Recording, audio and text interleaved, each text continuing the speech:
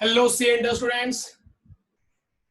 आप मुझे देख नहीं सकते बट मैं आपको बराबर देख पा रहा हूँ। तो आज हम लोग सीएफएस के सम स्टार्ट कर रहे हैं। सब आपने 3.5 घंटे का वीडियो देख लिया? यस, उसमें कोई डाउट? यस। तो आज जो हम लोग सम्स करने वाले बेसिक सम से स्टार्ट करेंगे और धीरे धीरे धीरे आगे बढ़ेंगे। देखो एक क्वेश्चन है, एच लिमिटेड एक्वायर, छोटा सा क्वेश्चन है, ठीक है।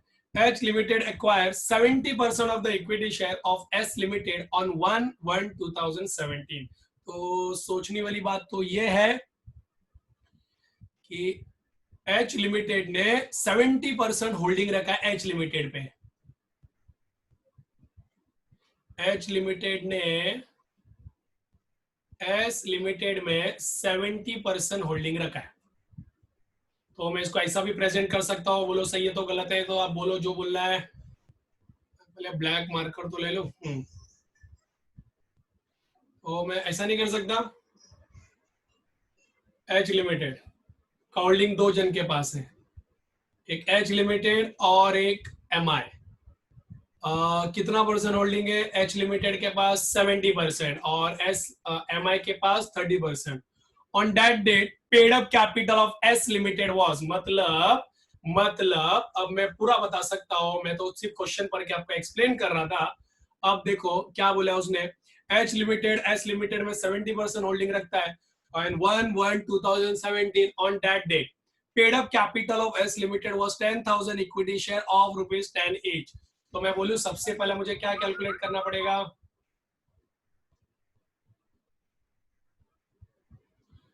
Calculation of percentage of holding in S limited, बराबर है। Calculation of percentage of holding in S limited, ठीक है।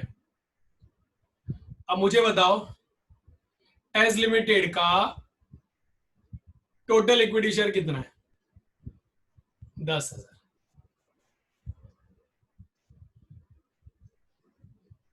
एच लिमिटेड एम आई लिमिटेड सीधा दिया 70% 30%।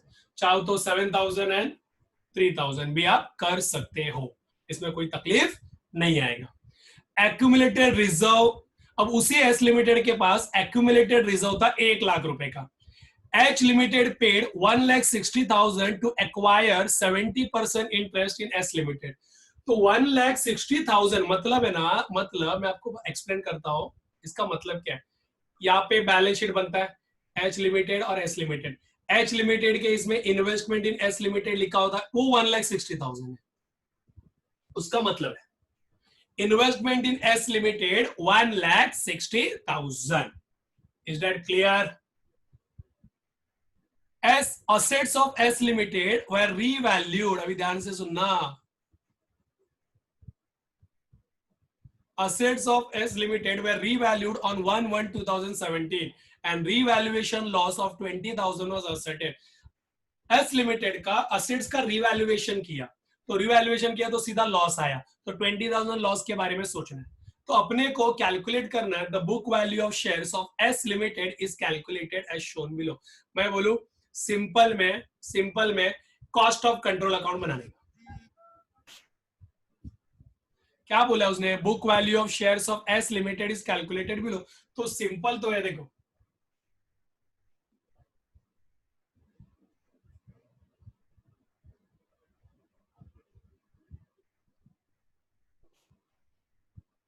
बराबर। इक्विटी शेयर कैपिटल कितना है उसका? 10,000 इंटू 10 इंटू 70% होल्डिंग है, तो ये आएगा 70,000। फिर उसके बाद रिजर्व्स एंड सरप्लस कितना है? 1 लाख। उसका 70% हिस्सा एच का, मतलब 70,000। फिर लास्ट में रीवैल्यूएशन लॉस, कितना रीवैल्यूएशन लॉस? 20,000, उसका 70%, मैं बोलू 14,000 लॉस। तो वही तो हुआ ना कॉस्ट ऑफ कंट्रोल अकाउंट यार। तो यही तो हुआ cost of control account. Yes, समझ में आया क्या? या तो कॉस्ट ऑफ कंट्रोल अकाउंट बना लो, तो आपको क्या मिलेगा मालूम है? इसने सिर्फ बुक वैल्यू बोला है, तो बुक वैल्यू के हिसाब से इतना, मतलब बुक वैल्यू के हिसाब से अगर बात करूं तो एच लिमिटेड ने एस लिमिटेड में 1,26,000 का इन्वेस्टमेंट किया बुक वैल्यू के हिसाब से। बट वही अगर मैं कॉस्ट के हिसाब से बात करूं तो 1,60,000, तो 1,60,000 में से अगर 1,26,000 माइनस करोगे तो आपको गुडविल या कैपिटल रिजर्व मिलेगा। Once again I am explaining you, ये 4 मार्क के लिए पूछा जा सकता है। उसने बोला है सिर्फ इतना बताओ कि एच लिमिटेड ने एस लिमिटेड में जो इन्वेस्टमेंट किया है वो 1,60,000 का इन्वेस्टमेंट है, ये कॉस्ट हुआ, बट उसको चाहिए बुक वैल्यू कितना है, बुक वैल्यू कितना है, बस बस बस इतना है उसको जानना है। यस, समझा क्या? कॉपी कर लो।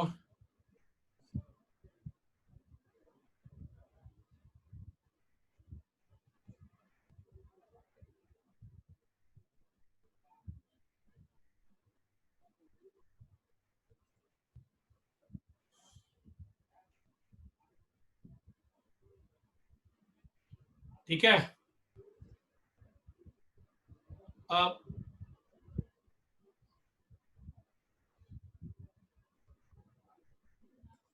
मेरे लिए 2 है,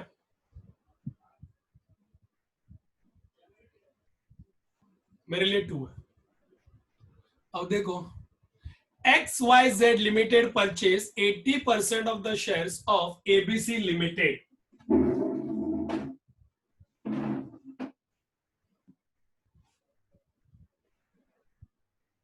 एक second,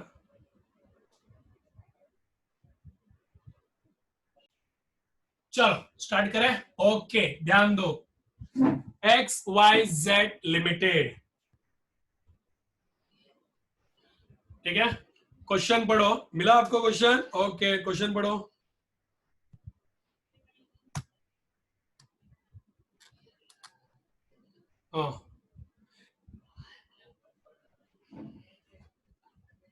okay, XYZ Limited purchase 80% shares of ABC Limited on 1st January 2016 for rupees 1,40,000। XYZ Limited ने ABC Limited का, तो देखो अगर मैं होल्डिंग का बात करूं,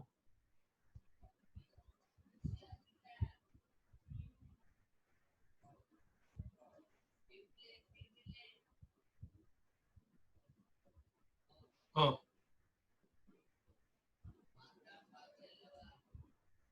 ABC Limited, इसके 2 पार्ट, XYZ Limited के पास क्या है और MI के पास क्या है? तो बोलो, XYZ Limited के पास 80% होल्डिंग है, तो MI के पास 20% होल्डिंग है। Is that clear? कभी की बात है, ये 1 जनवरी 2017, मतलब ये डेट ऑफ एक्विजिशन है, तो ईयर एंडिंग क्या होगा मालूम है? 31 दिसंबर 2016 है, मतलब 1 जनवरी 2016 एंड 31 दिसंबर 2016, तो ये ईयर चलता है। अभी देखो मैं यहीं पे सिखा देता हूं,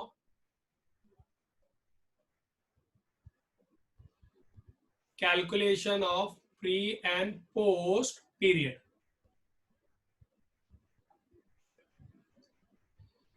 calculation of pre and post period, चलो pre and post period calculate कर लें, ठीक है। चलो ध्यान दो अभी, हाँ, 1 जनवरी 2016 और ईयर कभी एंड होगा 31 दिसंबर 2016, और इसी दिन डेट ऑफ एक्विजिशन है, तो पूरा का पूरा साल पोस्ट है। अब देख लो ना, पढ़ लो ना, पूरा का पूरा साल पोस्ट है, सिर्फ 1 जनवरी 2016 ये अकेला प्री एक दिन पे, बाकी पूरा साल पोस्टर है सिंपल में। ड्यूरिंग द ईयर, हाँ, and the balance, the XYZ limited ने 80% शेयर्स खरीदा है ABC लिमिटेड में 1 जनवरी 2016 को फॉर रुपीज 1,40,000, मतलब इसने 1,40,000 में इन्वेस्टमेंट किया, ठीक है। The issued capital of ABC limited, ABC limited का इशूड कैपिटल 1 जनवरी 2016 को 1 लाख रुपए का था, and balance in the profit and loss account was 60,000 और उसी साल ओपनिंग बैलेंस कितना था 60,000. During the year ended 31st December 2016, ABC Limited earned a profit of 20,000. पूरे साल भर में ABC लिमिटेड ने 20,000 रुपए प्रॉफिट कमाया and at the year declared and paid a dividend of 15,000.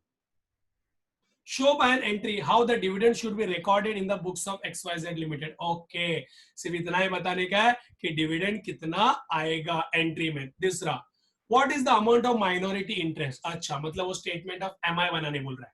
Statement of minority interest 1 जनवरी 2016 को भी और 31 दिसंबर 2016 को भी दो बार बनाने बोल रहे हो स्टेटमेंट ऑफ माइनॉरिटी इंटरेस्ट.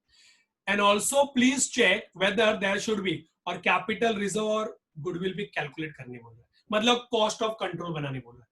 तो मैं बोलूं कॉस्ट ऑफ कंट्रोल बनाने बोल रहा हूं, स्टेटमेंट ऑफ MI बनाने बोल रहा है. ठीक है, तो देखो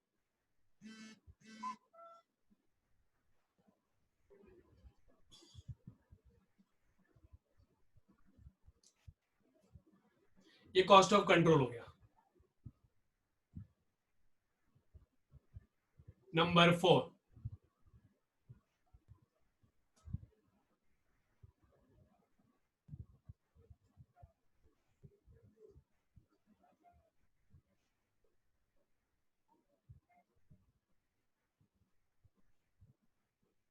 स्टेटमेंट ऑफ माइनॉरिटी इंटरेस्ट. अब स्टेटमेंट ऑफ माइनॉरिटी इंटरेस्ट आपको दो बार कैलकुलेट करने का है. एक 1 जनवरी 2016 के लिए और एक 31 दिसंबर 16 के लिए. तो दो बार कैलकुलेट करने का कर लेंगे. अब हम लोग वर्किंग नोट बना सकते हैं. ठीक है, नंबर 5 हम लोग प्रॉफिट एंड लॉस अकाउंट बनाएंगे फॉर ABC लिमिटेड. ऊपर का लिख के छोड़ देने का, बट मेन तो अपने को प्रॉफिट एंड लॉस तो बनाना पड़ेगा.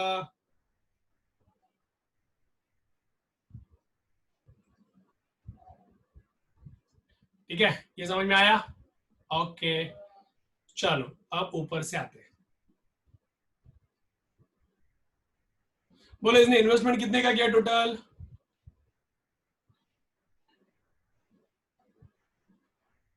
कितने का किया है? 1,40,000 का. और उसमें share in equity share capital कितना है? तो ABC का इक्विटी शेयर कैपिटल कितने का? 1,00,000 का. उसका 80%, 80,000. Is that clear? तो 80,000 अगर इसका है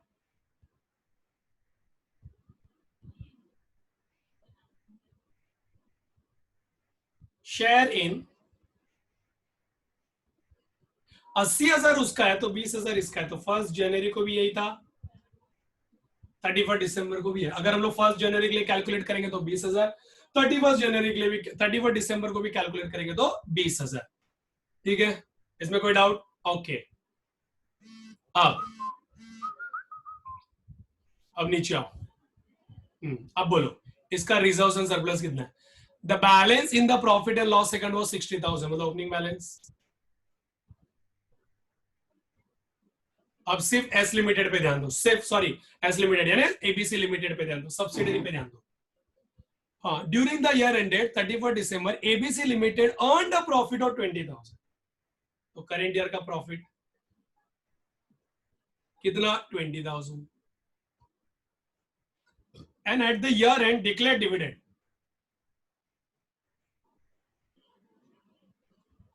कितना? Dividend 15,000.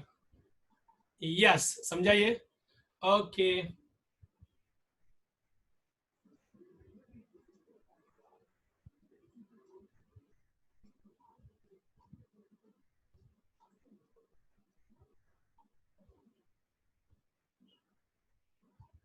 Okay, okay,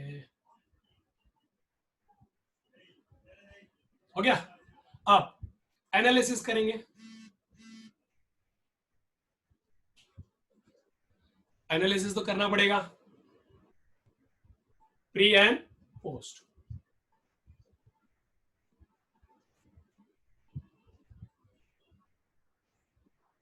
opening balance 60,000, add current year profit, पूरा का पूरा पोस्ट है, क्योंकि प्री है ही नहीं इसमें, प्री सिर्फ ओपनिंग बैलेंस है, बाकी तो पूरा 12 महीना पोस्ट है। समझा क्या? लेस डेबिट साइड में डिविडेंड दिया है, और डिविडेंड तुमने पोस्ट में आएगा। अरे समझा क्या?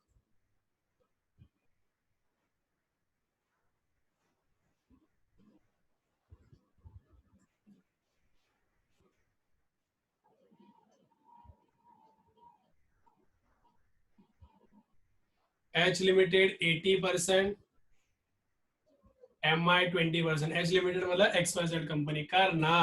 6 8 48, ये 12, 8 5 40, 4000, 1000। अब देखना, अब एच लिमिटेड का प्री कितना आता है? एच लिमिटेड का प्री, ये प्रॉफिट है ना, प्री प्रॉफिट है ना एच लिमिटेड का प्री, तो सीओसी में जाने का।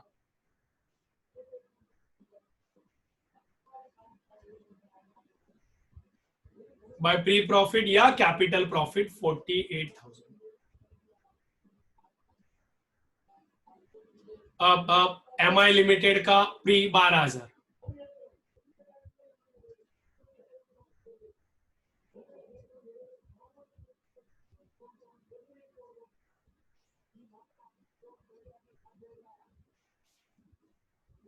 और पोस्ट में है ना 1,000।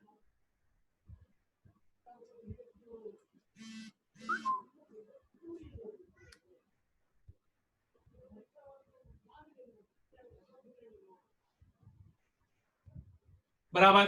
अब अगर मैं, देखो अगर 12,000 प्री का है तो पोस्ट में भी उसका 12,000 का ही शेयर होगा, प्रॉफिट तो आएगा ही ना। प्रॉफिट तो जब डिस्ट्रीब्यूट करेगा तो प्रॉफिट उसको मिलेगा। एड ये शेयर इन प्री प्रॉफिट हो गया। अब add share in post profit, actually उसको ना एक ही पूछना चाहिए था, बट वो दो दो पूछ रहा है, तो इसके लिए आपको कंफ्यूजन जैसा लगेगा, बट कोई कंफ्यूजन नहीं है। 20,000 इसका है, 20,000 वही है। 12,000 प्री प्रॉफिट शेयर है, बट जब पोस्ट प्रॉफिट का बात करोगे तो प्री में नहीं आएगा, सिर्फ पोस्ट में 1,000 रुपए।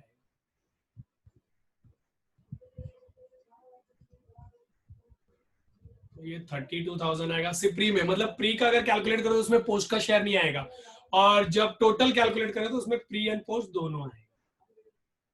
तो ये उसका हो गया। अब हम लोग इसको क्लोज करेंगे।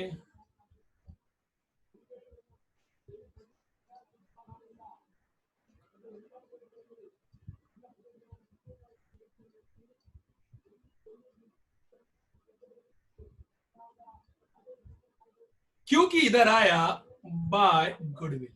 याद रखना, सीओसी में से प्री से रिलेटेड डेटा ही आता है। Is that clear? Yes, copy down.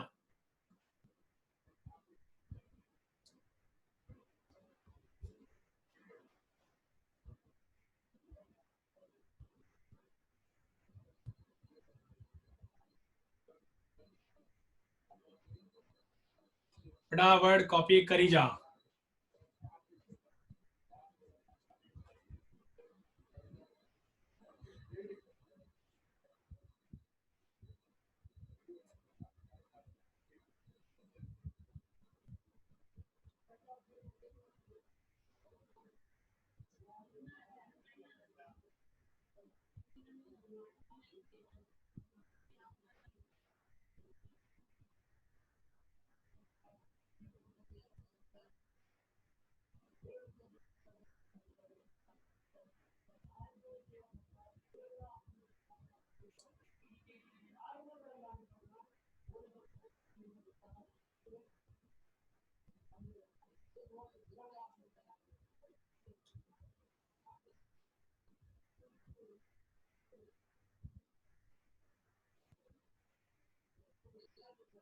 Yes,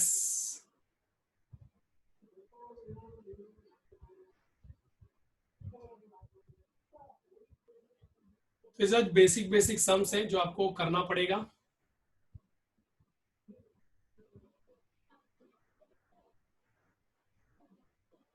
okay, अब नेक्स्ट वन,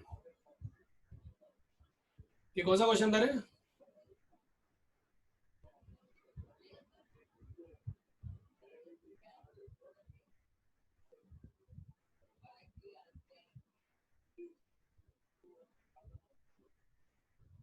थ्री।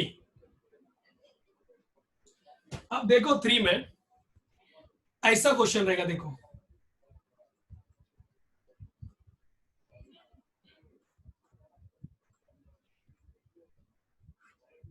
ऐसा रहेगा, ठीक है, ध्यान से। X Limited acquire 70% of equity share of Z Limited as on 31st March 2017 at a cost of 70 lakh। समझ में आया? तो X Limited ने 70% एक्विजिशन किया Z Limited में, तो मैं ये बोलूं ये होल्डिंग हो जाएगा और ये सब्सिडरी हो जाएगा। और कितने में एक्विजिशन किया? 70 लाख रुपए में। The following information is available from the balance sheet of Z Limited। तो Z Limited का बैलेंस शीट दिया हुआ है, और कब एक्विजिशन किया? 31 मार्च को ही, मतलब समझ में आया? 31 मार्च 2017 को ही कर लिया। तो मतलब ये पूरा का पूरा क्या है? प्री है। तो उसके पास कुछ असेट है, देखो जिस दिन ईयर एंड होता है ना उसी दिन उसने एक्विजिशन कर लिया, तो पूरा का पूरा प्री है ना, 16-17। और देखो ईयर क्या है इसका? 16-17, और 17 के लास्ट डेट को ही एक्विजिशन कर लिया, तो पूरा का पूरा प्री है।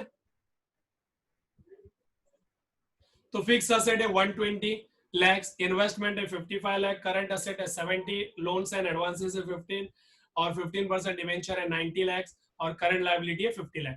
Following revaluation have been agreed upon. कुछ रिवैल्यूएशन किया है, इन फिक्स असेट को 20% से बढ़ाया है और इन्वेस्टमेंट को 10% से कम किया है। जेड लिमिटेड ने डिविडेंड डिक्लेयर किया है 20% on it equity share as on 31st March 2017। X Limited purchased the share of Z Limited at 20 per share, तो वो तो उसका कॉस्ट हो गया, उससे अपने को लेना देना नहीं है, बट अपने को डिविडेंड का अमाउंट तो कैलकुलेट करना पड़ेगा, वो भी प्री एक्विजिशन डिविडेंड। समझ में आया? वो भी क्या कैलकुलेट करना पड़ेगा? प्री एक्विजिशन डिविडेंड, क्योंकि Z लिमिटेड ने डिविडेंड डिक्लेयर किया है 20% इक्विटी शेयर्स पे, बराबर कभी? ऑन 31 मार्च 2017, मतलब पूरा का पूरा प्री में आने वाला है। X Limited purchase the share of Z Limited at 20 per share. मुझे बताओ X Limited ने Z Limited का शेयर खरीदा है 20 पर शेयर।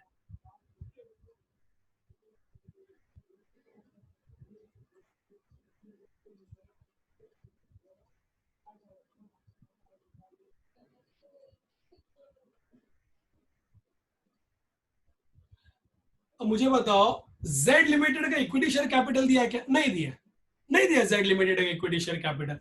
X Limited का कितना शेयर है? देखो देखो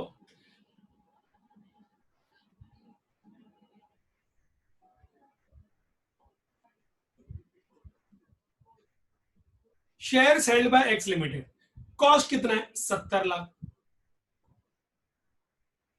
और एक शेयर का प्राइस कितना है? 20 रुपया, तो मैं बोलू 3.5 लाख शेयर हेल्ड करता है। बोलो इतना समझा आपको? 3.5 लाख शेयर्स। अब ये 3.5 लाख शेयर्स पे 20% डिविडेंड, तो शेयर्स का एक प्राइस कितना है? जब शेयर्स का कोई प्राइस बोला नहीं है तो हम लोग उसको फेस वैल्यू 10 रुपीज मानते हैं इक्विटी शेयर को। तो सुनो, therefore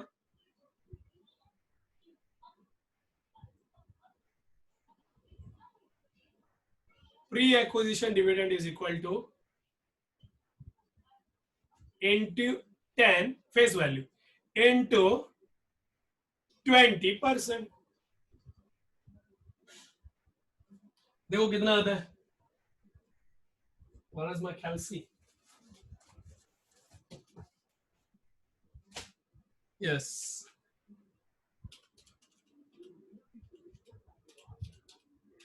7 लाख रुपए आता है।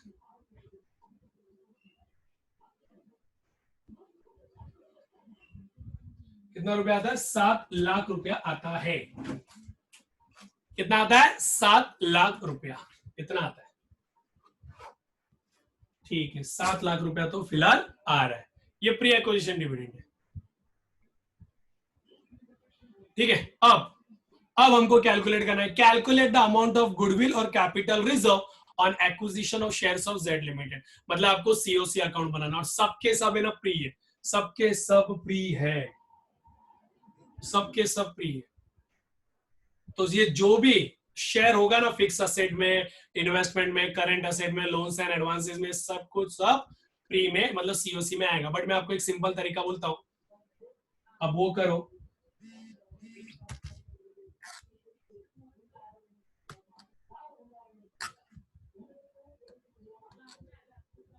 हम्म,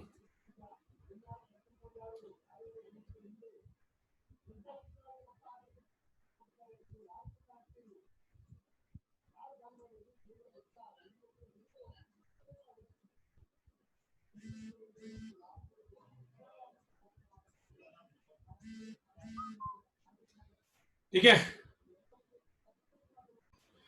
ठीक है। अभी हम लोग क्या करेंगे,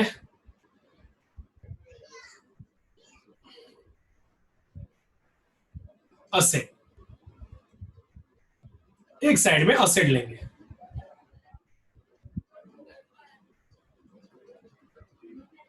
fix asset 120 plus 20%,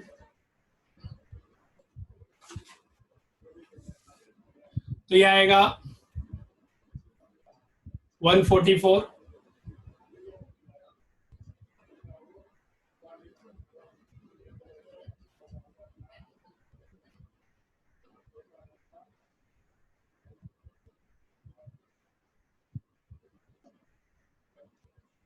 investment 55 minus 10,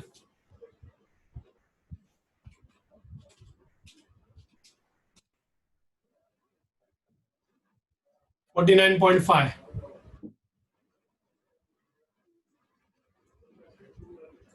current asset 70,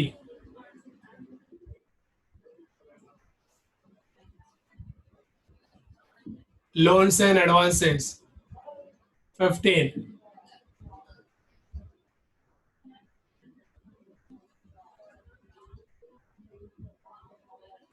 $90,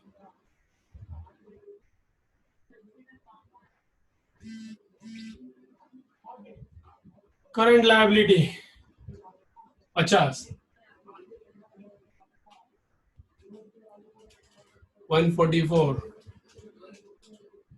49.5, 70, 15, 90, तो ये आएगा 400। ओहो हो, मैंने क्या कर दिया, मैंने गलत कर दिया।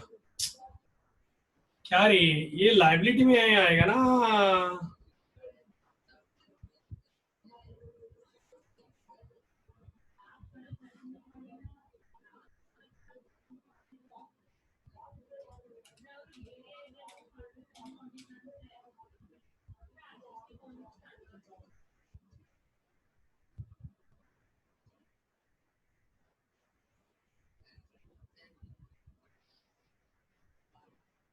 लाइबिलिटी में सबसे पहला 15% डिवेंचर 90, करंट लायबिलिटी 50,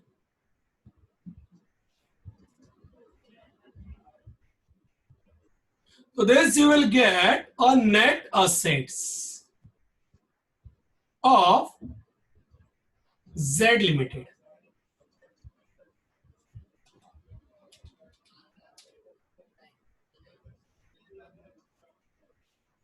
Yes. बराबर, ये नेट असेट हो गया।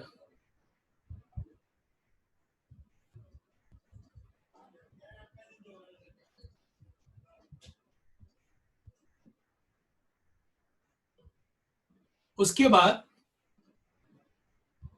Share of x limited 138.5 into कितना परसेंट होल्डिंग है उसका, 70% है,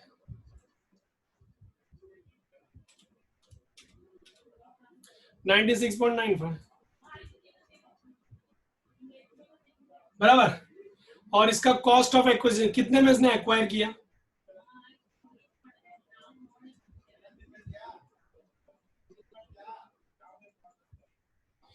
इसने सर एक्वायर किया 70 लैक्स माइनस 7 लाख का तो डिविडेंड है, प्री एक्विजिशन डिविडेंड मालूम है ना। 70 देखो ये कॉस्ट ऑफ कंट्रोल है, इधर 70 लाख आएगा तो इधर 7 आएगा, तो कितना हुआ 63 ना। समझा कि नहीं? तो बोलो 96 में एक्वायर किया 63 में, बट है 96, मतलब आपको 33.95 का प्रॉफिट हो गया।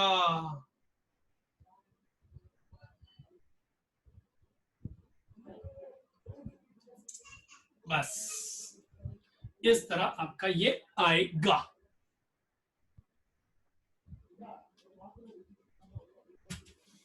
यस कर लो कॉपी, चलो मैं क्वेश्चन दूंगा ना, क्वेश्चन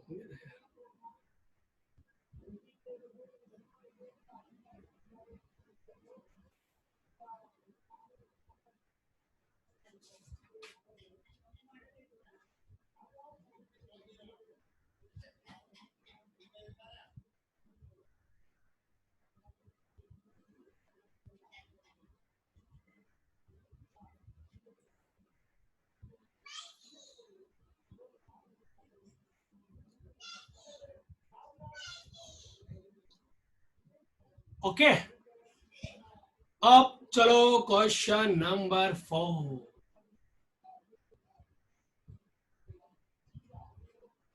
चलो question number 4,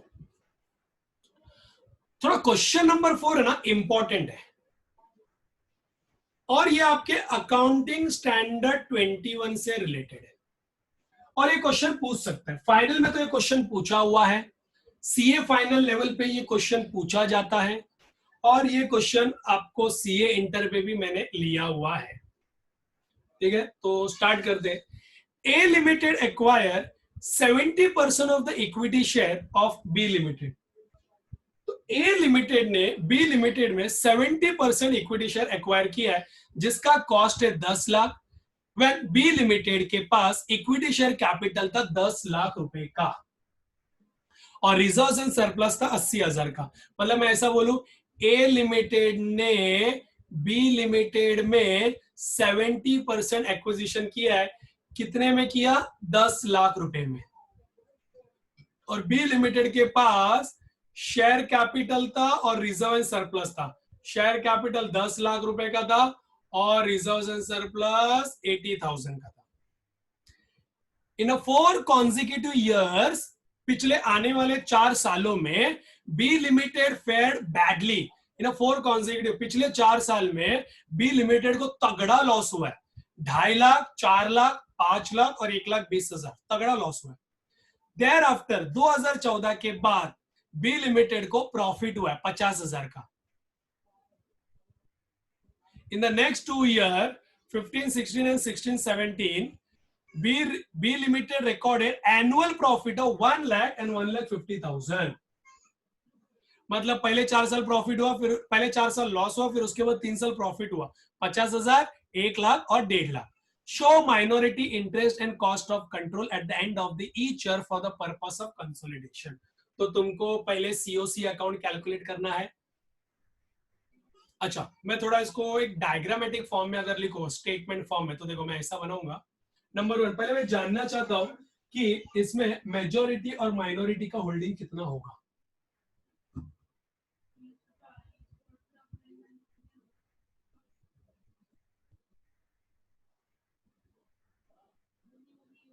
statement of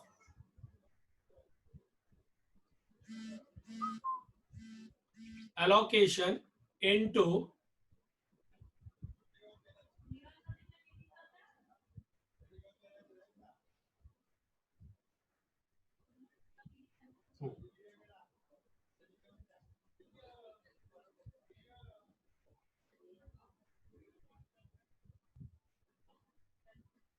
A Limited MI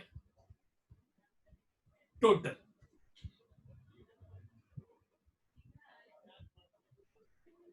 पहले शेयर कैपिटल 10 लाख रुपए का है,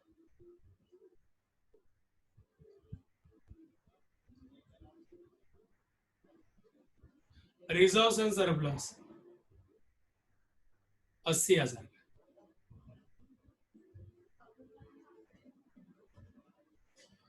बस एक छोटा सा कंट्रीब्यूशन आपके लिए, क्या मालूम यूज हो जाए। 70%, 30%, तो बराबर है ना। 7 लाख, 3 लाख।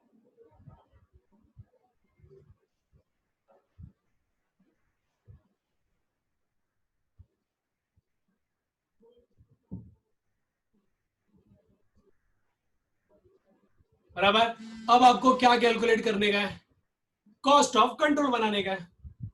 उसने बोला है ना कॉस्ट ऑफ कंट्रोल, तो चलो कॉस्ट ऑफ कंट्रोल बनाते हैं।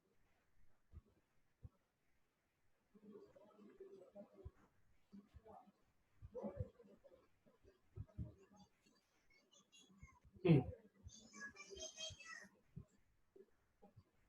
मुझे बताओ कितने कॉस्ट में उसने एक्वायर किया?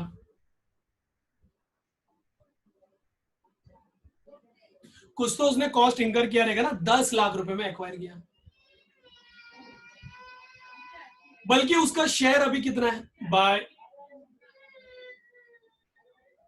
शेयर इन एलोकेशन,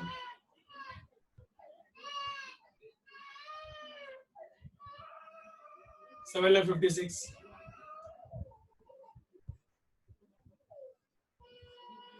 बोलो, समझा ये? ओके। 10 लाख, 10 लाख माइनस करो,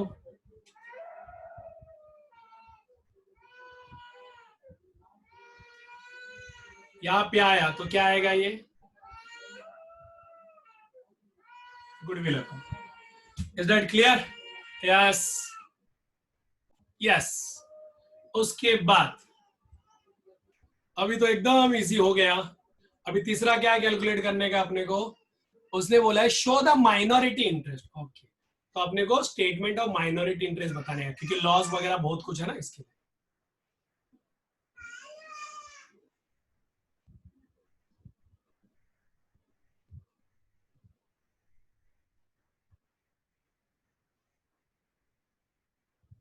अब मैं आपको बताता हूं स्टेटमेंट ऑफ माइनॉरिटी इंटरेस्ट कैसे कैलकुलेट करना।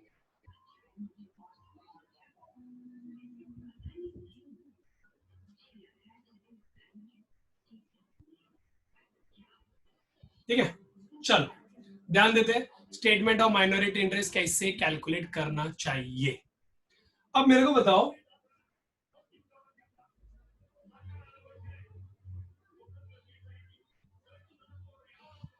मेरे को दो चीजों का एक कॉलम बनाना पड़ेगा।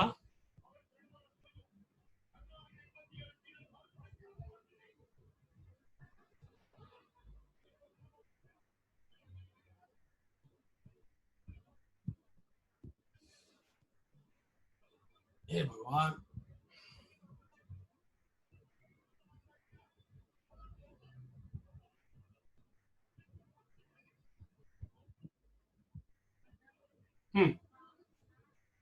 Particular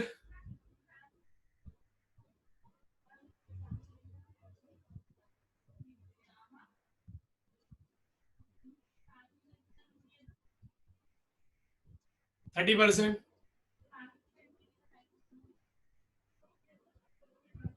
loss of M I. ठीक है, अब देखो अभी सिंपल है।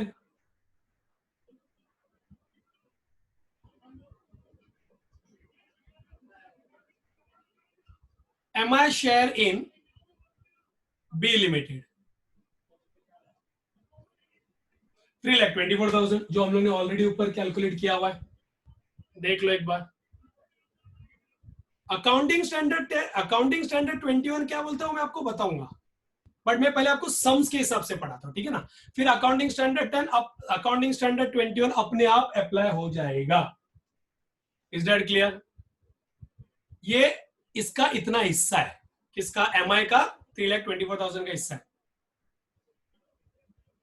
उसमें से लॉस ऑफ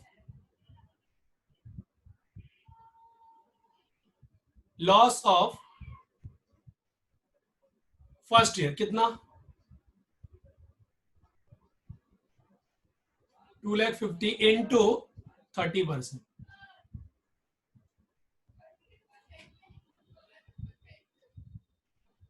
75,000। देखो बी का इतना हिस्सा, मतलब बी का इतना प्रॉफिट है, उसमें से लेस करेंगे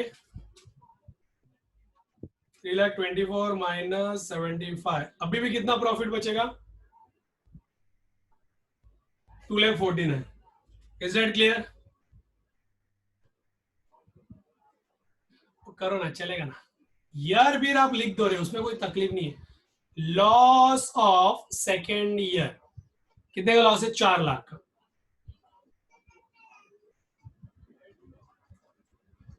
1,20,000।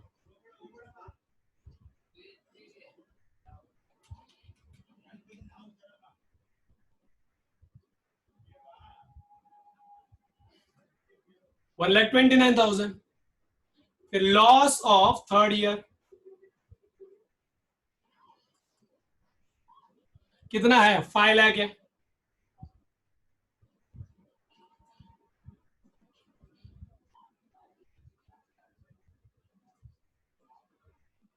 ओहो, तो एक्सेस लॉस आएगा,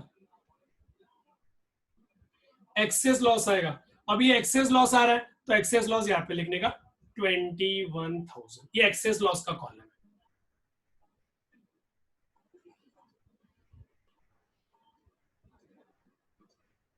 ठीक है। अब loss of fourth year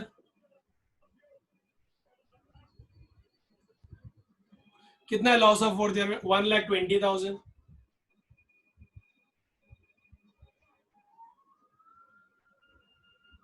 access loss है, क्योंकि प्रॉफिट तो कोई है ही नहीं माइनस करने के लिए। अरे समझा क्या आपको? 4 साल खत्म हो गया। अब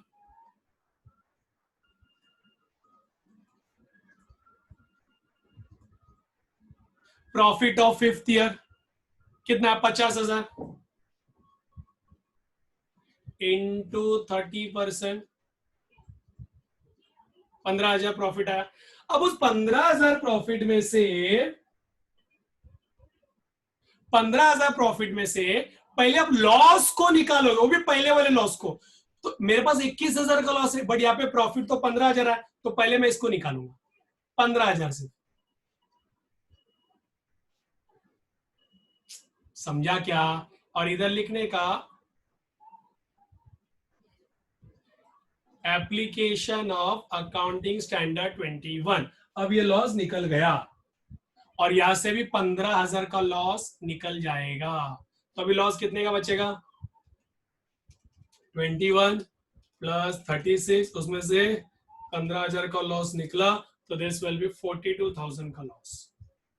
मतलब अकाउंटिंग स्टैंडर्ड 21 यही बोलता है कि अगर आपको लॉस आता है तो लॉस को साइड में रखो, काम करते जाओ, और इन केस अगर प्रॉफिट आ गया तो सबसे पहले लॉस को राइट ऑफ करो, तब तक प्रॉफिट को देखने का ही नहीं। समझा? अब profit of sixth year 1 lakh, नहीं नहीं 1 लाख ना,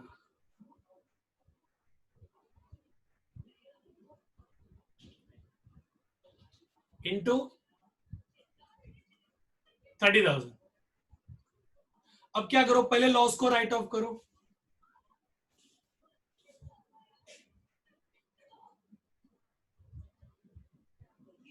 30,000, तो 30,000 यहां से भी कम हो गया ना लॉस,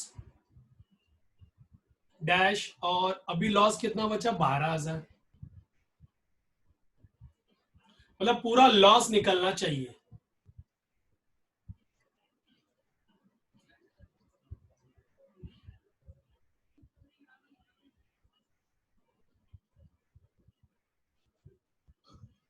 $45,000, उसमें से पहला लॉस निकला। यही तो बोलता है एप्लीकेशन ऑफ अकाउंटिंग स्टैंडर्ड 21। 12,000 निकाल दो,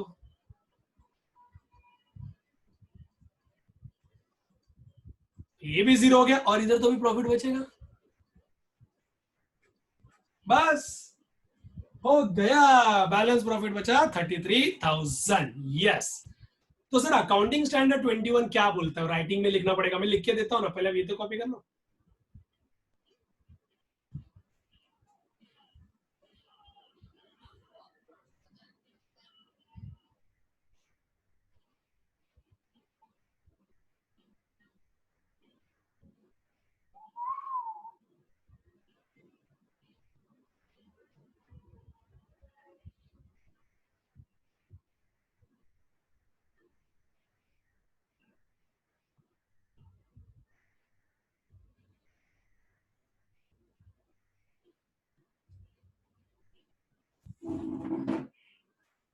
यस, हो गया।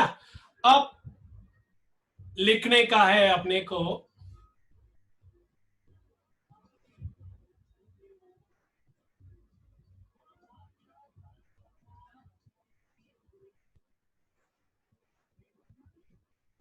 लिखो the losses applicable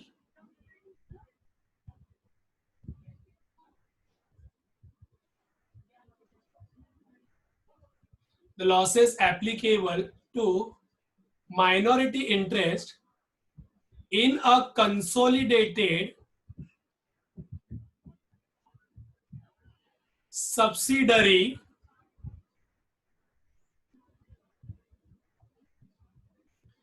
may exceed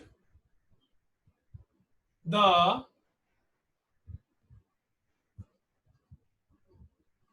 minority interest in the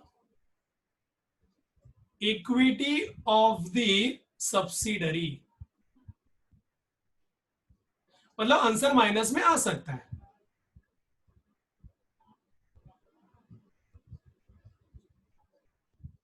The losses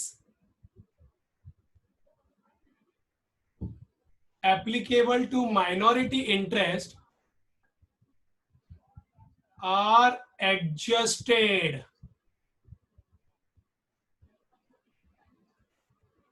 against the majority interest. मतलब ये किस में एडजस्ट करने का? मेजॉरिटी इंटरेस्ट में, समझा? मतलब होल्डिंग कंपनी में एडजस्ट करने का। Except to the extent that minority has a binding obligation। अब सर ये क्या होगा? जब मैं आपको सम्स पढ़ाऊंगा ना पहला, तो याद रखना माइनॉरिटी इंटरेस्ट है ना, होल्डिंग कंपनी अपने बुक में लिखता है लायबिलिटी साइड में। यस, इसके लिए वो बोल रहा है ऐसा। And is able to make good the losses of MI।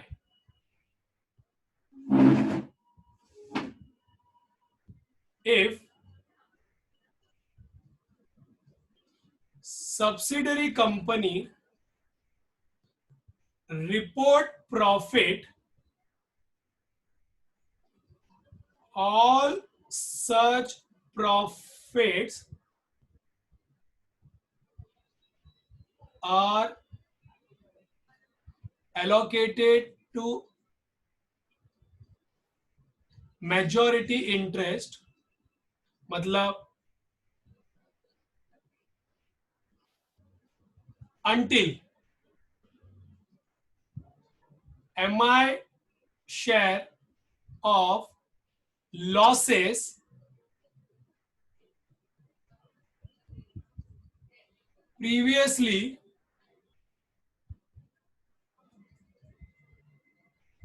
absorbed by majority has been recovered। yes, तो आपको ये बात को ध्यान देना है कि जब तक देखो अगर कोई लॉस आता है तो वो मेजॉरिटी इंटरेस्ट वाला बेयर करेगा, मतलब होल्डिंग कंपनी बेयर करेगा।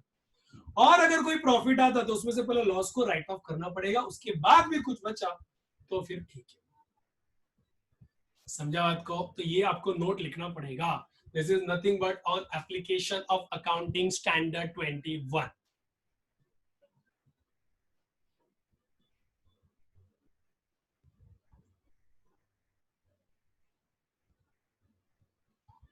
बोलो समझा ये? देखो अभी सब मैं तो बता रहा हूँ, पूरा एक एक पॉइंट आपसे मैं शेयर कर रहा हूँ. ये फोर्थ वाला क्वेश्चन था बराबर.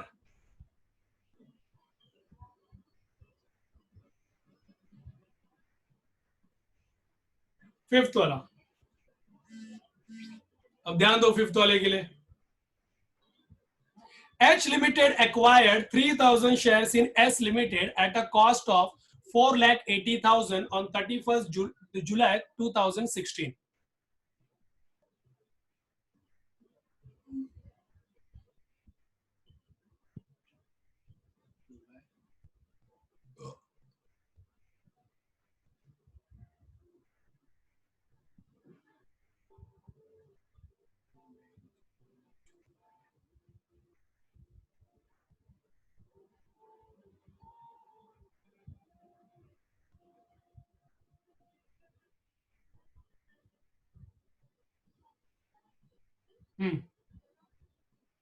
H Limited acquired 3,000 shares in S Limited at a cost of 4,80,000 on 31st July 2016. बराबर. The capital of S Limited consisted of 5,000 shares of 100 each fully paid up. ठीक है, मतलब उसके पास 5,000 शेयर्स था. तो मेरा एक काम आसान कर दोगे तुम? ओके.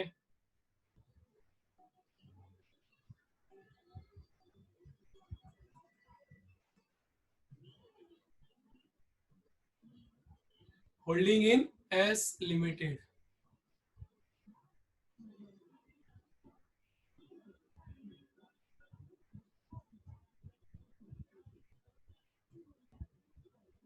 मेरे को बता, एस लिमिटेड के पास इक्विटी शेयर कितना है? 5,000 इक्विटी शेयर है. इसका दो पार्ट होगा कि नहीं होगा?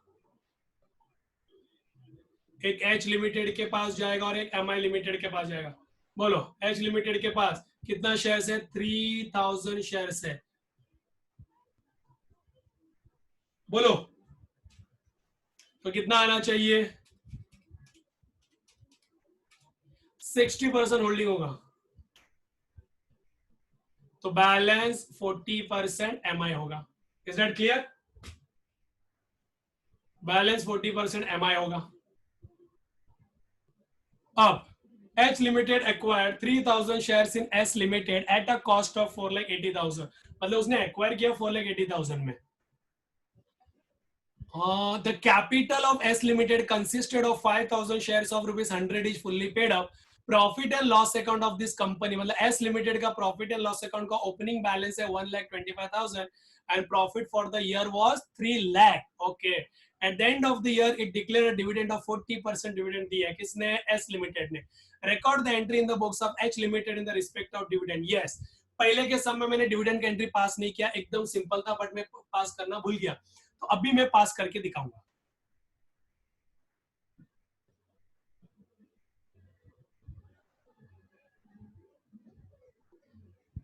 तो सर इसमें करना क्या, सिर्फ डिविडेंड करना है? यस, इसमें सिर्फ आपको डिविडेंड का एंट्री पास करना है.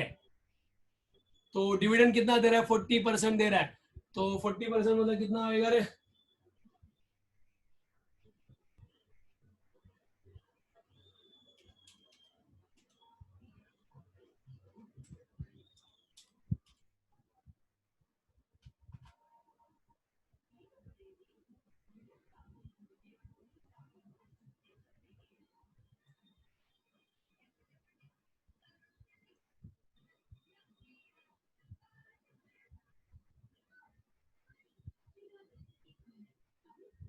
सिर्फ आपको डिविडेंड का एंट्री पास करना है.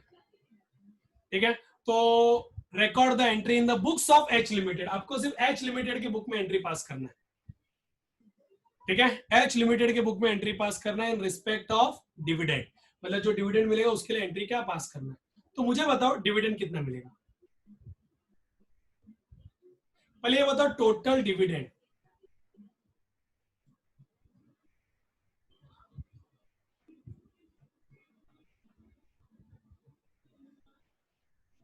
Total dividend declare by S limited, सुनो एस लिमिटेड कितना डिविडेंड डिक्लेयर करेगा, उसके पास 5000 शेयर है और एक शेयर 100 रुपए का है और उसका 40%, मैं बोलू 2 लाख। अब इसमें एच लिमिटेड का डिविडेंड कितना है,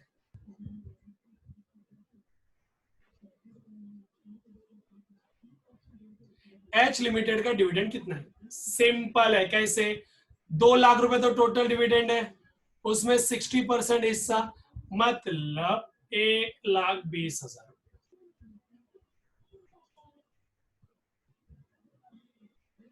अभी एंट्री क्या पास करेगा, सिंपल में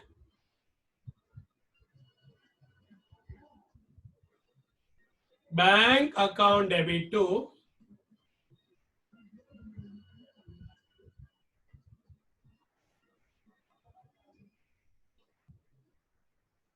हो गया ना डिविडेंड।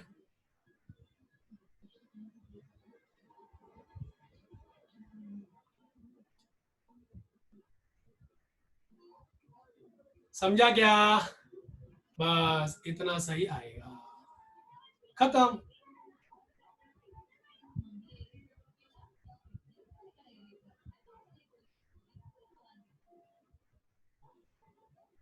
क्लियर है, कॉपी कर लो।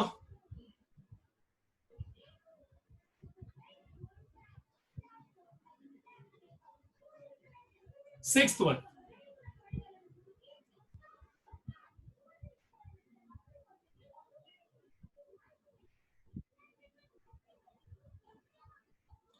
यस समझा ये, ओके बॉस ओके। तो अब जाते हैं दूसरे क्वेश्चन की तरफ जहां पे थोड़ा मेहनत लगने वाला है, ठीक है चलो। सिक्स्थ वाला क्वेश्चन है, अरमान लिमिटेड करके देगा देखो, अरमान एंड भगवान,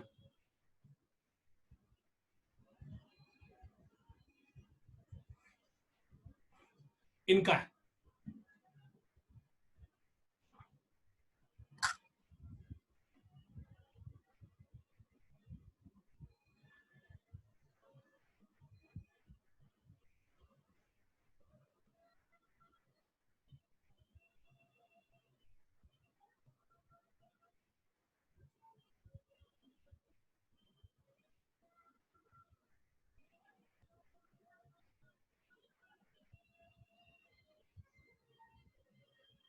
चलो स्टार्ट करें, ओके ध्यान दो।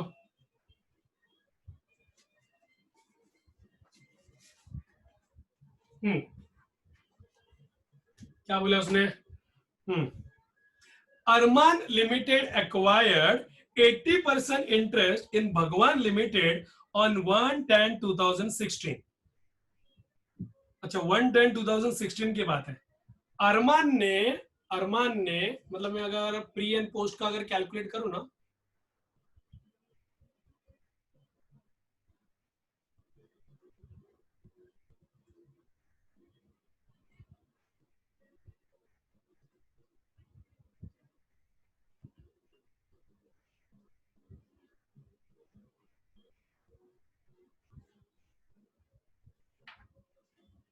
ठीक है,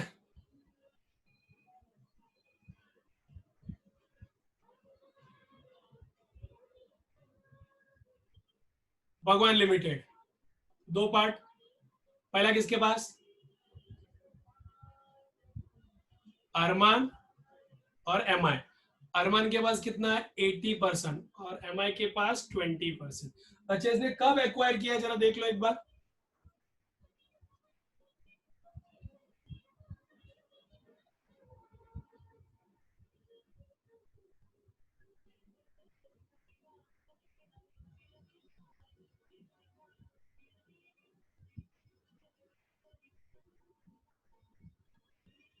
calculation of pre and post period देखो, हाँ ये 1 अक्टूबर को उसने किया, 1 अक्टूबर 16 को, मतलब मैं बोलूं ईयर कभी चालू होगा,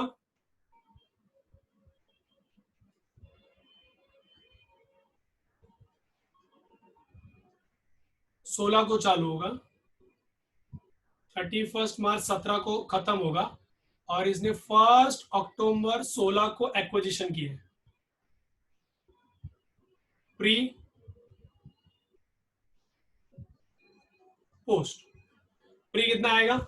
6 महीना, और पोस्ट भी 6 महीना। Is that clear? आगे, Arman Limited is in a process of preparing its consolidated financial statement as on 31st March 2018. अच्छा, तो यार यहाँ तक आता है, तो मैं बोलिए पूरा का पूरा पोस्ट है फिर तो। मतलब ये 6 महीने का पोस्ट इधर हो गया, ये 12 महीने का पोस्ट इधर हो गया, तो है तो सब ये पोस्ट, मतलब पूरा का पूरा पोस्ट है। मैं बोलूं 1 अप्रैल से 2016 तक 6 महीने का प्री है, बाकी पूरा पोस्ट है। Is that clear? ओके। और 31st March 2018 के लिए ये बैलेंस शीट बना रहा है। The details of profit and loss account of भगवान लिमिटेड इज एज अंडर। तो भगवान लिमिटेड का profit and loss account balance दिया हुआ है, सबका ध्यान बुक में रहेगा। मैं प्रॉफिट एंड लॉस अकाउंट बना रहा हूं।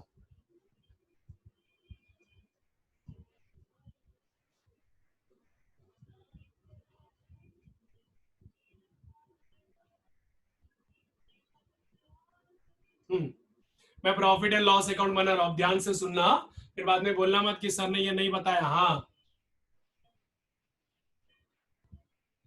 Details of profit and loss account भगवान लिमिटेड इज एज अंडर। एक सेकेंड, हाँ, चलो स्टार्ट करें। हाँ, अब देखो उसने क्या बोला है, बैलेंस ऑन 1/4/2016। मतलब दोनों एक ही साथ सॉल्व करना है बॉस, दोनों ईयर का एक ही पीएनएल में बनाना है। देखो, by balance brought down 60,000। Is that clear?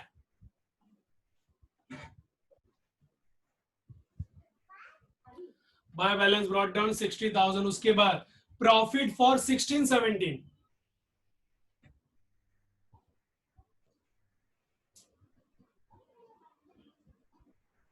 1 lakh रुपए का प्रॉफिट हुआ 16-17 में, बिफोर इक्विटी, ठीक है ना। And balance as on 31st March 2018। तो 31st March 2018 को कुछ प्रॉफिट दिया हुआ है, मतलब ये क्लोजिंग में आएगा।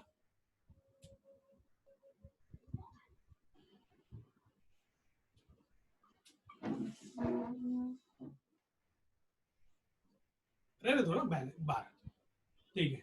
इन जुलाई 2017 भगवान लिमिटेड लॉस्ट, भगवान लिमिटेड, हम लोग भगवान लिमिटेड का एनालिसिस कर रहे हैं।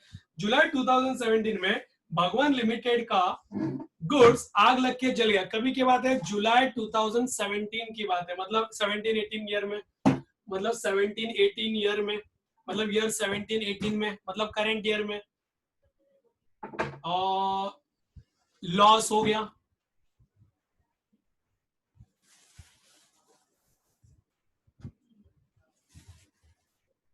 लॉस बाय फायर,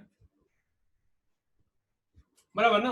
कितने को लॉस हुआ देखो, एक्चुअली 15,500 का लॉस हुआ, बट 6,500 इंश्योरेंस कंपनी देगा बोलता है, तो मेरे को लॉस हुआ 9,000 का। Is date clear? बट ये कब हुआ, मैं ब्रैकेट में लिख रहा हूं आपके लिए, 1 जुलाई 17 को।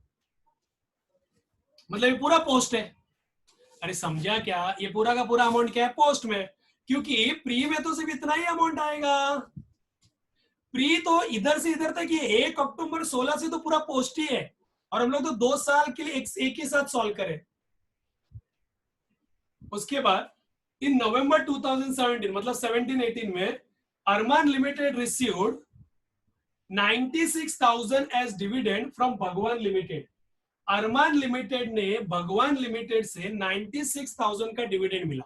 तो अरमान लिमिटेड ने भगवान लिमिटेड से, अभी अरमान लिमिटेड ने भगवान लिमिटेड से, अरमान मतलब होल्डिंग कंपनी, होल्डिंग कंपनी ने भगवान लिमिटेड से 96,000 डिविडेंड लिया।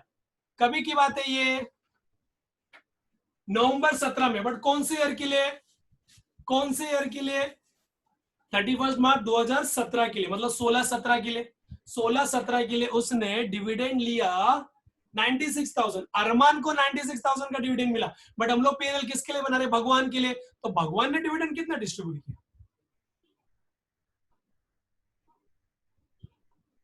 टू डिविडेंड कैसे आएगा देखो,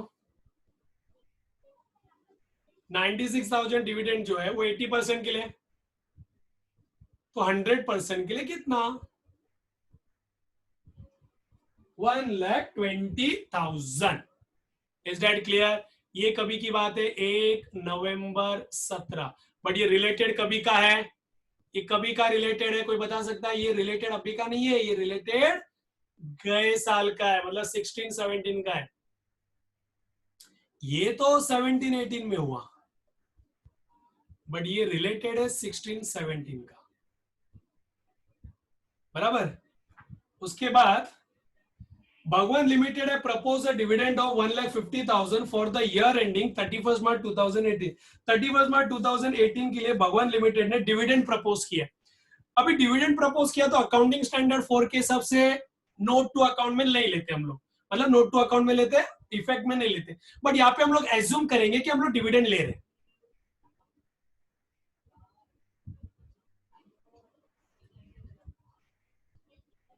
प्रपोज डिविडेंड 1.5 लाख,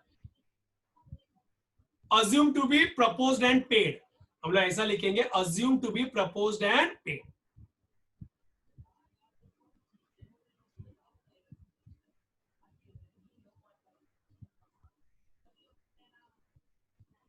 समझा? assume to be proposed and paid। Okay, ये कौन से ईयर के लिए? 17-18 के लिए।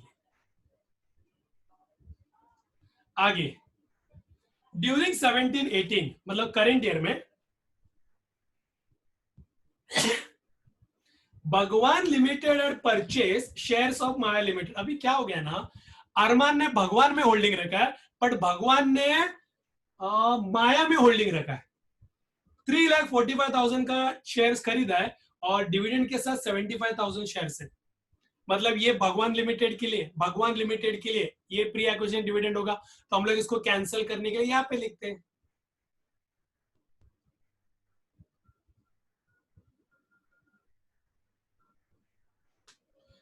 प्री एक्विजिशन डिविडेंड 75,000, क्योंकि ये डिविडेंड तो प्री एक्विजिशन डिविडेंड होगा ना। किसके लिए? भगवान लिमिटेड के लिए, क्योंकि भगवान ने माया में होल्डिंग रखा है, तो भगवान लिमिटेड को जो डिविडेंड आ रहा है 75,000 वो प्री एक्विजिशन डिविडेंड है। तो वो pre acquisition which was credited to profit and loss account, उसका मतलब क्या होता है, पीएनएल में से निकालना पड़ेगा, तो पीएनएल में जो ऑलरेडी उसने क्रेडिट किया था तो हमने उसको डेबिट कर दिया, तो सामने सामने कैंसिल हो जाएगा। The provision of outstanding expense of 17,000 provided during the year was considered excessive. अभी क्या हो गया मालूम है, एक आउटस्टैंडिंग एक्सपेंस था 17,000 का, वो 17,000 ज्यादा रिकॉर्ड कर दिया, तो यहाँ पे 17,000 है ना डेबिट में, पीएनएल के डेबिट में 17,000 ज्यादा रिकॉर्ड कर दिया, तो ज्यादा रिकॉर्ड कर दिया मतलब डेबिट ज्यादा हो गया, तो हम लोग उसको क्रेडिट में लिखेंगे bye access provision for outstanding expense 17,000। तो इधर 34,000 हो गया रहेगा पीएनएल में, तो हमको एक कैंसिल करने के लिए अपोजिट साइड में लिखेंगे, तो 17,000 हो जाएगा। Is that clear? इतना समझा पहले? ओके, नेक्स्ट वाला चलो। The balance in profit and loss account as on 31 March 2018, तो 31 मार्च 2018 का बैलेंस कितना मालूम है? ये है, is after providing for the expense, मतलब ये प्रॉफिट बराबर नहीं है। क्यों मालूम है? ये प्रॉफिट में प्रपोज डिविडेंड अपने को माइनस करना पड़ेगा, क्योंकि उसने चार्ज नहीं किया था, तो हम लोग क्या एज्यूम करें? Proposed and paid. Are you getting? हम लोग ये डिसाइड कर रहे हैं कि it is already propose and it is already paid. उसके बाद अपना 75,000 लेस होगा, ये तो उसने चार्ज ही नहीं किया, प्लस 75,000 का एक्विजिशन डिविडेंड, क्योंकि वो क्रेडिट में रहता है, अभी हम लोग डेबिट में लाए ना, तो वो लेस होगा। फिर 17,000 रुपया ऐड होगा, अपोजिट साइड ऐड होगा, 17,000 रुपया ऐड होगा, तो ऐसा करके देखो कितना आएगा।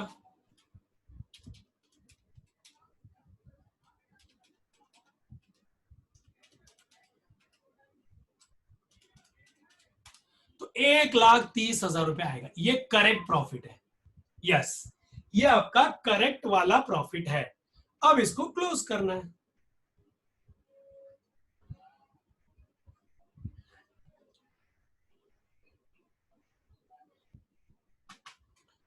1,30,000 प्लस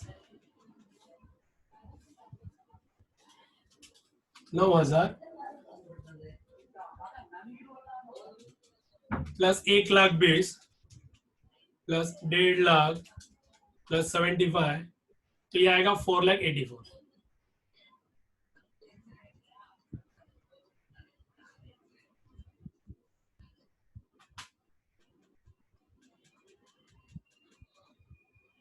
लेस 60,000 लेस 1,00,000 लेस 17,000, तो आएगा 3,60,000। मतलब हमने यहाँ पे प्रॉफिट को भी रेक्टिफाई किया है, उसने प्रपोज डिविडेंड लिया ही नहीं था और हमने यहाँ पे एज्यूम किया है कि it is proposed and paid. तो ये आपका हो गया करेंट ईयर प्रॉफिट, ये आपका करेंट ईयर का प्रॉफिट है। Is that clear? अब करेंट ईयर का प्रॉफिट आ गया, अब हम लोग एनालाइज करेंगे प्री एंड पोस्ट। पहला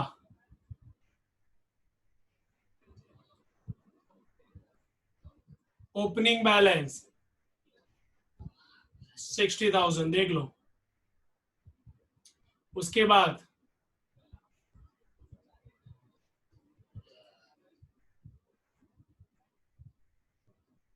बट ये 16-17 का प्रॉफिट है, 16-17 का प्रॉफिट है, मतलब ये साल का प्रॉफिट है। देखो इधर का प्रॉफिट है, इधर का प्रॉफिट है, तो प्री एंड पोस्ट होगा तो दो दो डिवाइड होगा तो कितना आएगा? 1,00,000 रुपया है, 50,000 50,000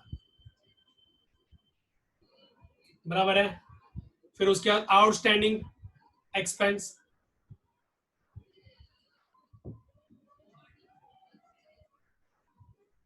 आउटस्टैंडिंग एक्सपेंस कितना रुपया और एक्सेस आउटस्टैंडिंग एक्सपेंस ये है 17,000। ये कभी हुआ देख लो, करेंट ईयर में हुआ, तो 17,000 यहाँ पे आना चाहिए।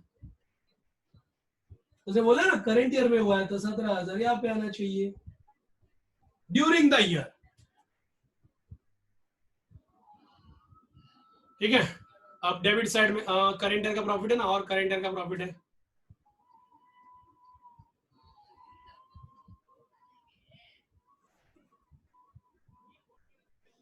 करेंट ईयर का जो प्रॉफिट दियो है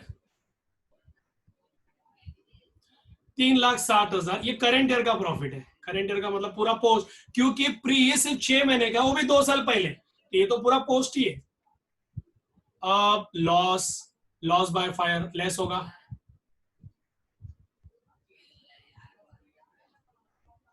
लॉस बाय फायर पोस्ट में हुआ है 9,000 लेस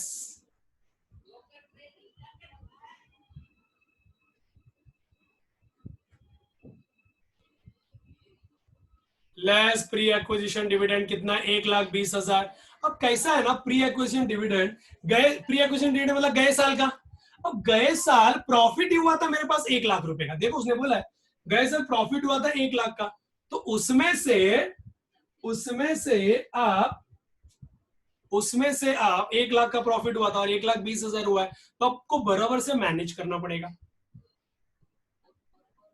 तो मैं बोलू 50,000 का इधर लिखो, 70,000 का इधर लिखो, क्योंकि 50,000 के प्रॉफिट के गए साल 1,00,000 का प्रॉफिट है, उसमें 50-50 हुआ। अब 1,20,000 का प्री एक्विजिशन डिविडेंड है, तो 50 के सामने 50 एडजस्ट किया। अरे समझा क्या?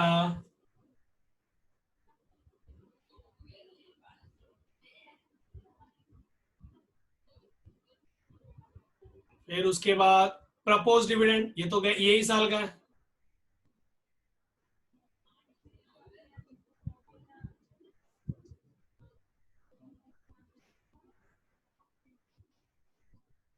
तो यही साल का है, प्रपोज डिविडेंड तो यही साल का है।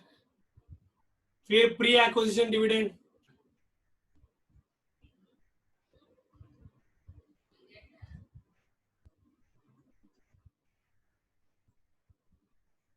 फ्रॉम माया 75,000, यही साल का है।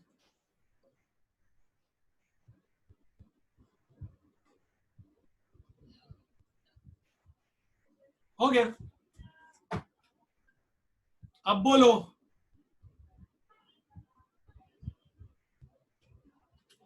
60,000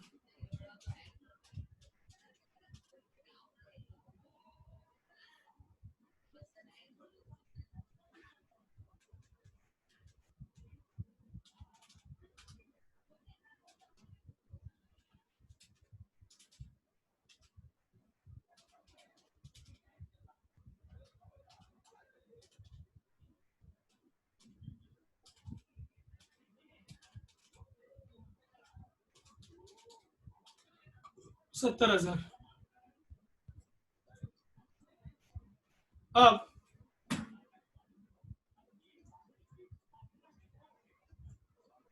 अरमान लिमिटेड 80%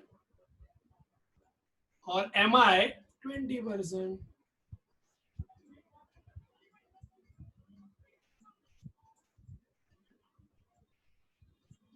यस, हो गया, एकदम सिंपल में कर दिया है हमने। और हम लोग नोट लिखेंगे,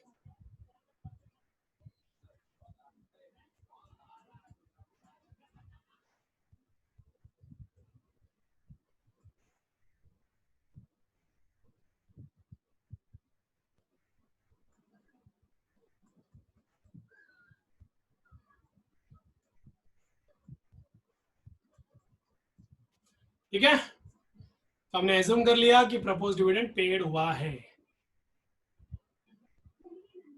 yes, any doubt? Okay,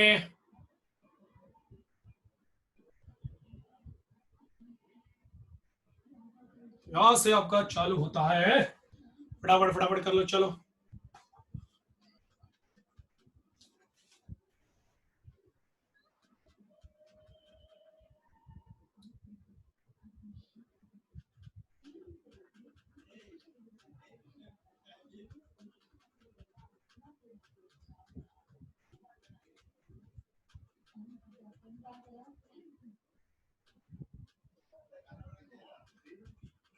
okay, कितना क्वेश्चन था रे?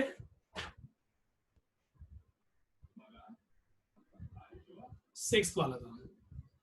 तो अभी हम लोग जाएंगे 7th में। मैं आपको ना क्वेश्चन नंबर दे देता हूँ। श्रीसा लिमिटेड करके देखो, Shrisha.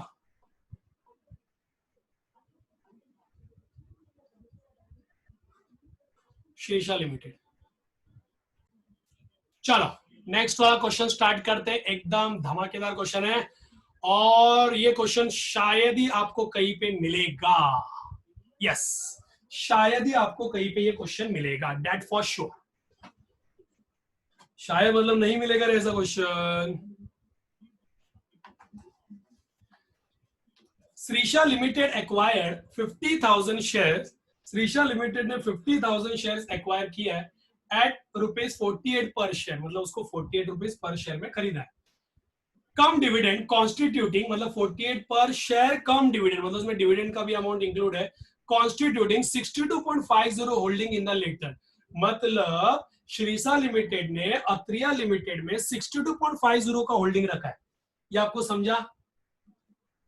Okay. Immediately after the purchase, Atria Limited declared and distributed a dividend of 4 per share. Dividend purchase करने के बाद सब्सिडरी कंपनी ने डिविडेंड डिक्लेयर किया ₹4 का, और श्रीसा लिमिटेड ने उसको क्रेडिट भी कर दिया पीएनएल में। तो अपने को कॉस्ट ऑफ कंट्रोल अकाउंट बनाना पड़ सकता है शायद। 1 year later, 1 साल के बाद, Atria Limited declared a bonus of 1 fully paid up equity share of ₹10 each for every 5 shares held। तो बोनस भी डिक्लेयर हो गया। Later on, उसके बाद Atria Limited proposed to raise fund and made a right issue। तो देखो क्या हुआ। पहले श्रीसा लिमिटेड ने अत्रिया लिमिटेड में 62.50 का होल्डिंग रखा, फिर उसके बाद उसने डिविडेंड डिक्लेयर किया, तो श्रीशा होल्डिंग कंपनी ने क्रेडिट में भी लिख दिया, मतलब प्री एक्विजिशन डिविडेंड हो गया। फिर 1 साल के बाद बोनस डिक्लेयर किया, फिर उसके 1 साल के बाद राइट इश्यू डिक्लेयर किया। After some time at it AGM में अत्रिया लिमिटेड ने शेयर्स को स्प्लिट किया, इंटरनल रिकंस्ट्रक्शन। 10 शेयर्स को 2 शेयर्स में स्प्लिट किया, मतलब ₹5 का एक शेयर बना दिया। द नेसेसरी रिजोल्यूशन में पास, मतलब फिर वो स्प्लिटिंग वाला किया to increase it stake in Atria limited to 80%। फिर उसने क्या किया, होल्डिंग कंपनी ने सब्सिडरी कंपनी में 62.50 से 80% होल्डिंग बढ़ा दिया। और श्रीसा लिमिटेड एक्वायर, उसके लिए श्रीसा लिमिटेड ने जितना शेयर बनता है 80% के लिए उतना शेयर उसने खरीद दिया ₹30 में। तो तुमको कॉस्ट ऑफ कंट्रोल अकाउंट बनाना है एज ऑन, और कैपिटल प्रॉफिट 31,50,000 है। तो कभी भी याद रखना, सबसे पहला बोनस से रिलेटेड सॉल्व करने का।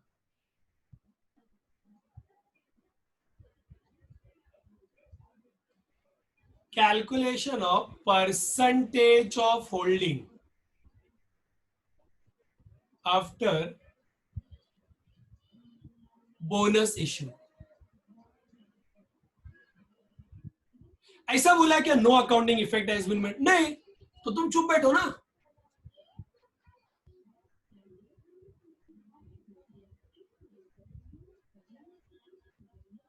Shrisha, MI, total.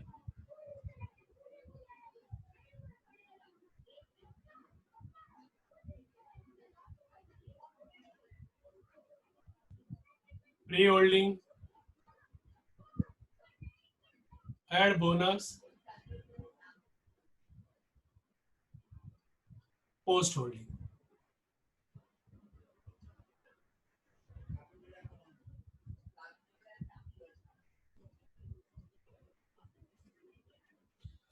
ठीक है, अब वो 62.5% होल्डिंग तो रखेगा, तो टोटल इक्विटी शेयर कितना है इसका?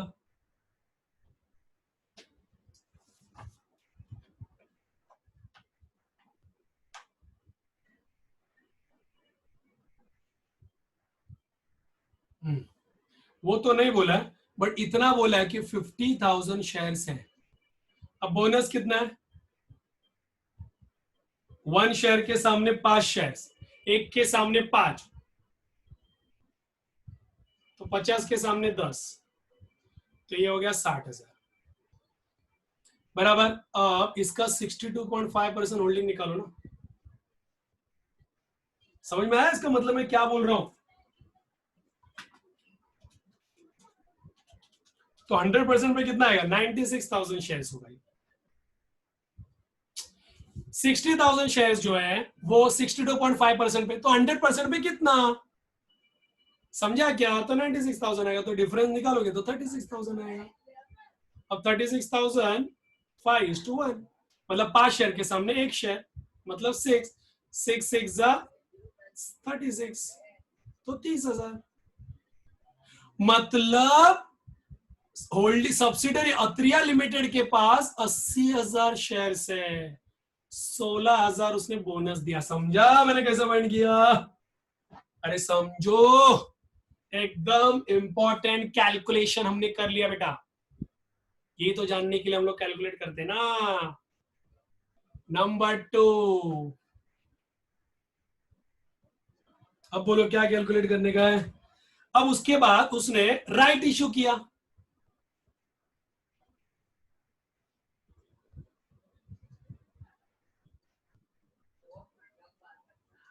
Right issue of shares,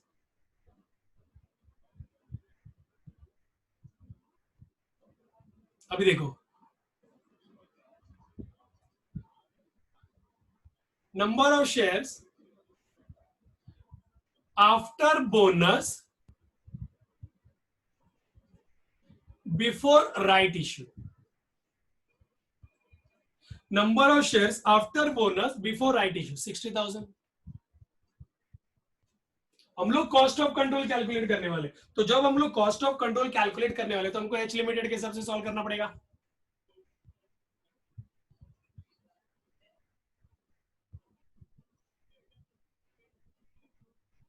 plus right share. अभी राइट शेयर कितना है देख लो, मेरे को एक बार देखना पड़ेगा। 1:5 है, मतलब 5 शेयर के सामने 1 राइट शेयर, तो 60,000 के सामने मैं बोलू 12,000 राइट शेयर मिलेगा, तो 72,000।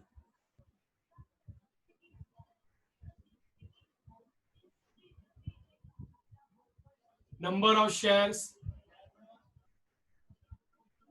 After bonus and right. Yes, have you got it? Yes. अब इसका स्प्लिटिंग होगा।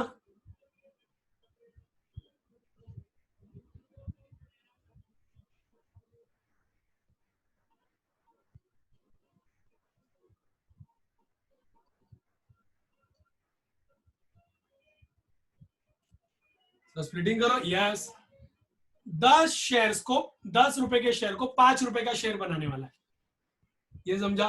तो 72,000 शेयर्स को, ओ माय गॉड, 1,44,000 शेयर्स बनाने वाला है।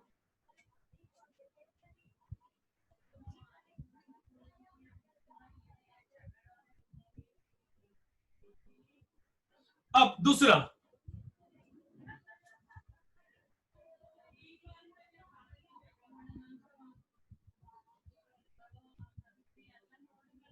number of shares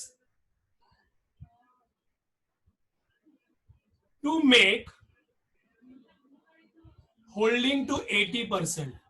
अब वो 80% होल्डिंग करना चाहता है, तो सिंपल है, 80% होल्डिंग करना ना, ठीक है। देखो सुनो सुनो सुनो, 62.5% होल्डिंग के लिए 1,44,000 शेयर रखता है, तो 80% के लिए कितना शेयर रखना चाहिए, मेरे को कैलकुलेट करना दो।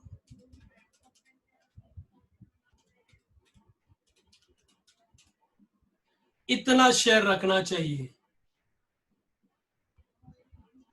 यस 184,320 शेयर्स लेना चाहिए, मतलब वो डिफरेंस लेगा ना, ठीक है ना, 80% शेयर्स के लिए डिफरेंस लेगा। अब तो हम लोग कैलकुलेट कर सकते हैं कि कितना कॉस्ट ऑफ इन्वेस्टमेंट कितना है।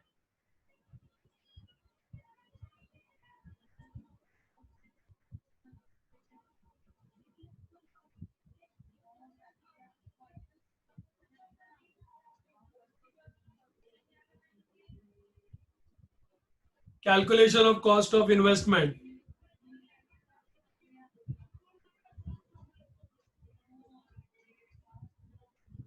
Shares and cost.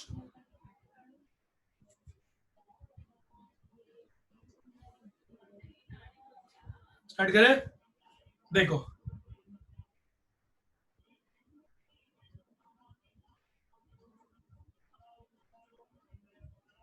Share before bonus बोलो 50,000, कॉस्ट 48, और एक्विजिशन कॉस्ट कितना है 24 लाख, तो अंदाजा हमारा 24 लाख बराबर। एड बोनस 10,000, कुछ नहीं आएगा। एड राइट इश्यू, और राइट इश्यू का प्राइस दिया है, राइट इश्यू का प्राइस दिया है, कितना है वो 36।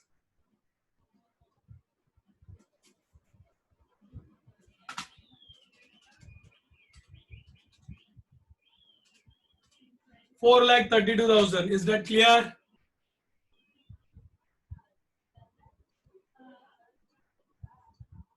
तो ये आएगा 72,000 शेयर्स का कॉस्ट आएगा,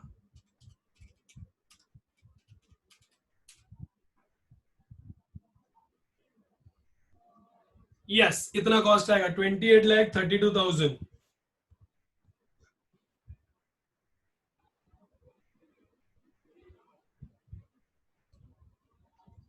अब यू बिलीव इट और नॉट, इसके बाद स्प्लिट ऑफ किया,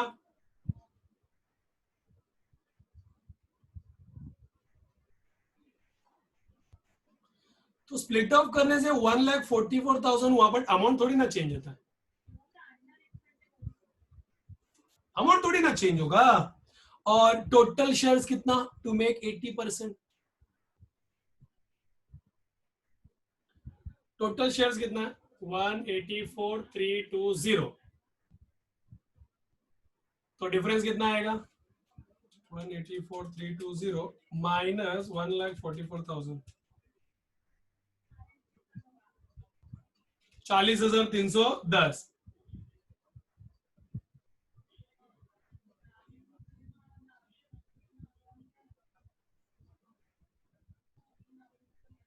शेयर्स एक्वायर्ड टू कंप्लीट 80%, और वो कितने में होल्ड कर रहा है,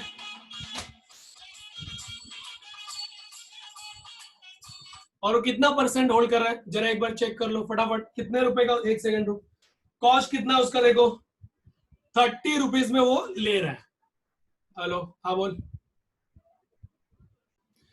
30% होल्डिंग कर लो पहले, अभी देखो 30 रुपीज है, 30 रुपीज, 30% होल्डिंग नहीं, मैं फोन में बात कर रहा था तो थोड़ा इधर उधर चला गया। हाँ 30 रुपीज उसने एक्स्ट्रा शेयर्स कितने में खरीदेगा? 30 रुपए। देखो, Shrisa limited acquired sufficient number of shares at 30 रुपए, तो यही तो है सफिशिएंट नंबर, बराबर ना, इंटू 30, तो ये आएगा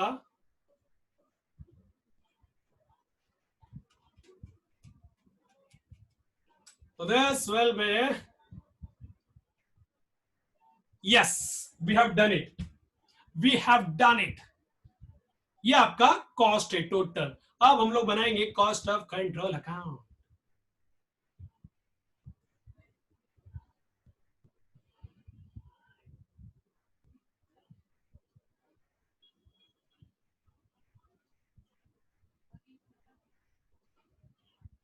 देख ले कहीं भी ये क्वेश्चन मिल जावे तो, नहीं मिलेगा क्वेश्चन तुमको। मैंने बोला ना अपने पास क्वेश्चन का अच्छा खासा भंडार है। नेक्स्ट वाला, अब हम लोग कॉस्ट ऑफ कंट्रोल कैलकुलेट कर सकते हैं, क्योंकि कितने में खरीदा ये तो अभी अपने को मालूम पड़ गया है।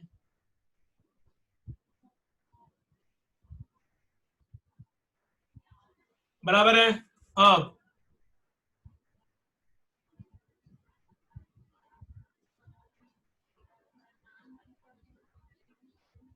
मेरे को तो कितने शेयर है? 184,320 शेयर है, मतलब इतना शेयर्स मैंने उसका खरीदा है, वो जिसका फेस वैल्यू 10 रुपया होगा। अभी 10 रुपया नहीं, अभी 5 रुपया होगा, स्प्लिट हो गया ना, बराबर। तो बोलो कितना आएगा? परसेंटेज क्या करने का, अभी सीधा उतना ही तो शेयर्स खरीदा उस कंपनी का, मैंने उस कंपनी का उतना ही शेयर्स खरीदा है, कोई परसेंटेज वगैरह क्या करोगे तुम? यस, इतना है, बराबर है। उसके बाद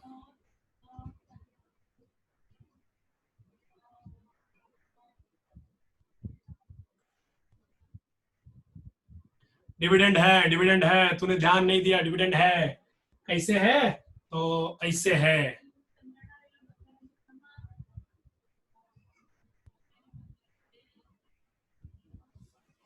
हम्म, देखो कितना है डिविडेंड।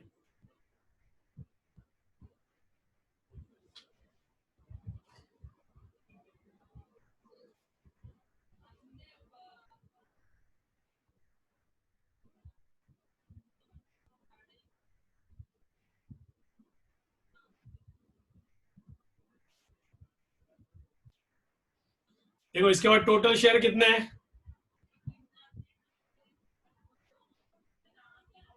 80,000 शेयर से। अब 80,000 शेयर पे 4 रुपए का डिविडेंड फ्री ना,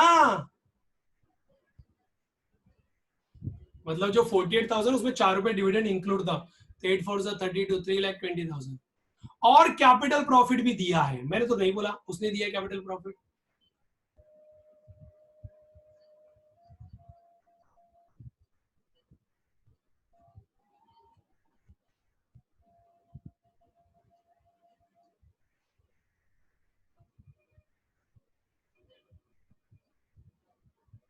यस, करो अभी। 921,600 प्लस 3,20,000 प्लस 31,50,000, तो 43,91,600।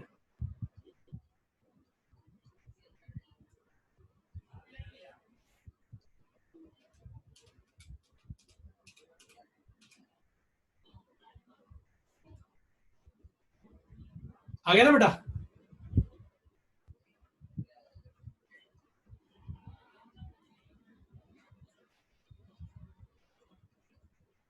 यस, डन हो गया।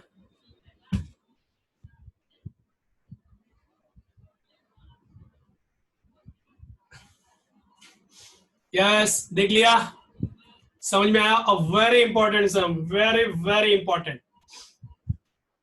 इसके बगैर हम लोग आगे नहीं जा सकते। मैं तो सब आपको बेसिक बेसिक सम्स पहले करवा रहा हूं, फिर उसके बाद तगड़ा तबला तोड़ सम्स करने का बाकी है।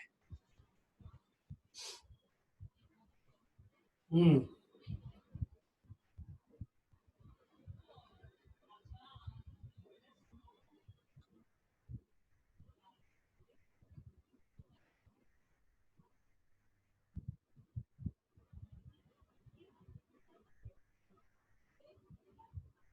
यस हो गया। यस बेटा, नेक्स्ट वाला।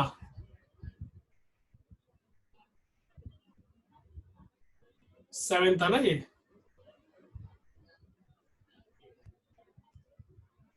अब एट्थ वाला देखो, मनु लिमिटेड करके है। देखो Manu limited, yes. Manu limited acquired Manu और नेनू, ठीक है। हम्म, ये देख लो, हमने जो क्वेश्चन, मैंने रिकॉर्डिंग बंद कर दिया था। ओहो, देख लो देख लो देख लो एक बार। Manu limited and Nenu limited का बैलेंस शीट देख लो। Manu limited and Nenu limited का बैलेंस शीट देख लो। मनु लिमिटेड ने 60% इक्विटी शेयर एक्वायर किया है और 35% प्रेफरेंस शेयर एक्वायर किया है, ठीक है। और बैलेंस शीट एक बार देख लो, कोई प्रॉब्लम नहीं है। शेयर कैपिटल है, प्रेफरेंस शेयर कैपिटल है, कैपिटल रिजर्व है, जनरल रिजर्व है, प्रॉफिट एंड लॉस अकाउंट है, फिर ट्रेड पेएबल है, फिर उसके बाद फिक्स असेट है, फिर प्रिलिमिनरी एक्सपेंस है, ये सब तो अपने को करना पड़ेगा। और वो बोल रहा है कि सिर्फ डिटरमाइन करो, माइनॉरिटी इंटरेस्ट डिटरमाइन करो। तो हम लोग माइनॉरिटी इंटरेस्ट को डिटरमाइन कर रहे हैं। तो मैंने क्या किया, statement of minority interest, equity share capital में 40% ही शेयर है एमआई का, प्रेफरेंस शेयर कैपिटल में 65% ही शेयर है, बाकी कोई भी रिजर्व एंड सरप्लस और मिसलेनियस एक्सपेंडिचर, याद है ना, चार ही चीजों को अपन एनालाइज करते हैं, share capital, reserve and surplus, miscellaneous expenditure, propose dividend. तो वही तो मैंने किया है, समझा। तो अभी इसका टोटल करेंगे, तो जब टोटल किया तो 8,05,000 रुपया आया। कर लो फटाफट।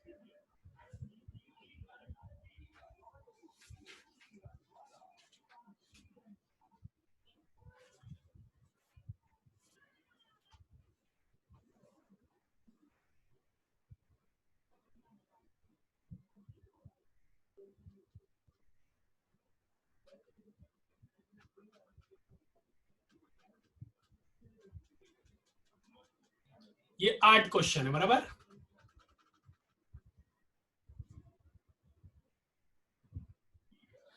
अब मैं बोल सकता हूं ये 9वां क्वेश्चन है और ये बेसिक क्वेश्चन का लास्ट क्वेश्चन भी हो सकता है। ऐसे तो बेसिक बीच बीच में आते रहेंगे, उसका कोई स्टॉप नहीं करूंगा मैं। क्वेश्चन नंबर 9वां उसके बाद ही है, तो देख उसके बाद ही रहेगा शायद। सिर्फ वो inter company upstream transaction, downstream transaction, yes वो वाला। From the following information determine the amount of unrealised profit to be eliminated and apportionment of the same if Chalukya limited. तो सम देखो चालुक्य वाला है, Chalukya and Dharani, yes, Chalukya and Dharani का sums है।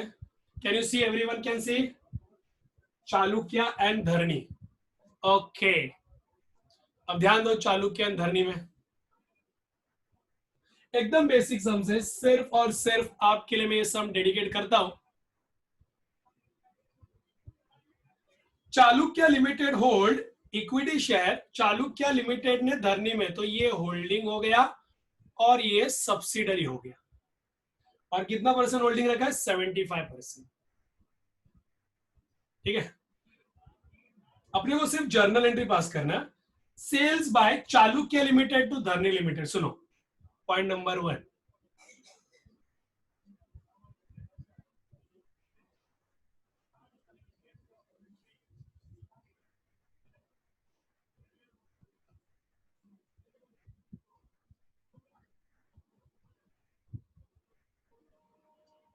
Sales by Chalukya limited to Dharani limited. अभी देखो, चालुक्य होल्डिंग कंपनी ऊपर आना चाहिए, धरनी नीचे आना चाहिए, होल्डिंग हमेशा ऊपर, धरनी नीचे।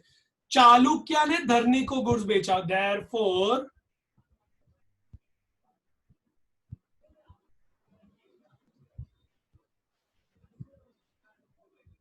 डाउनस्ट्रीम ट्रांजैक्शन बोलते हैं। बोलो समझा, डाउनस्ट्रीम ट्रांजैक्शन। अब उसमें ए वाले का एंट्री पास करने के लिए रेडी रहो। अगर डाउनस्ट्रीम ट्रांजैक्शन है तो एंट्री क्या आता है,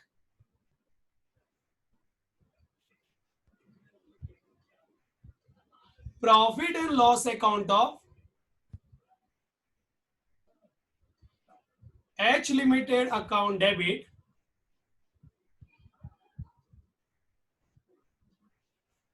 एच मतलब चालुक्य, एस मतलब सब्सिडरी, और ये एंट्री मैंने आपको कल लिख के दिया था। बस अब इतना सा काम है, कॉस्ट प्लस प्रॉफिट से। अब देखो चालुक्य ने धरनी को गुड्स बेचा है ना, कॉस्टिंग 50,000 है, एट अ प्रॉफिट ऑफ 20%।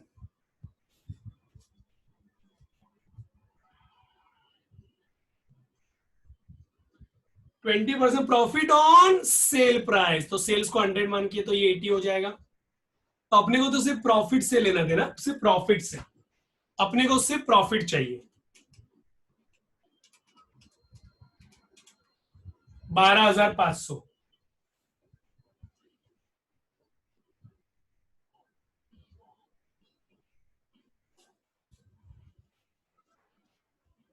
हो गया।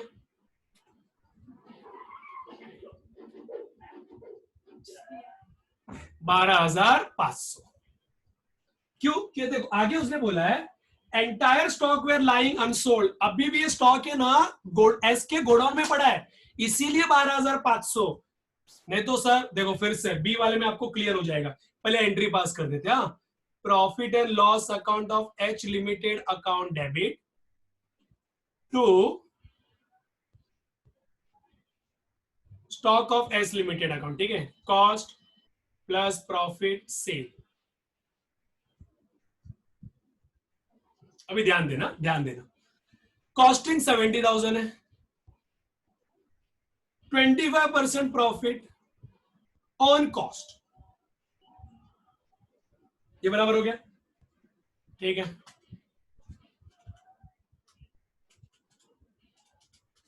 बोलो 17,500 आएगा।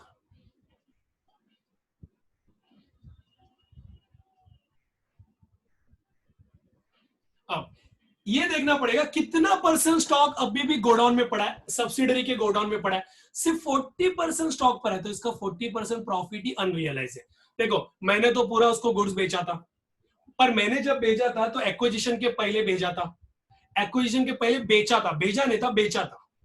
तो एक्विजिशन के पहले तो मैंने उसको मैंने प्रॉफिट बुक कर दिया 17,500, बट एक्विजिशन होने के बाद एस लिमिटेड तो मेरा आदमी है, तो मैंने एस लिमिटेड को पूछा कह रहे कुछ गोडाउन में स्टॉक बचा, बोलता है हाँ 40% बचा, तो जो प्रॉफिट होगा ना 40% वो अनरियलाइज प्रॉफिट होगा।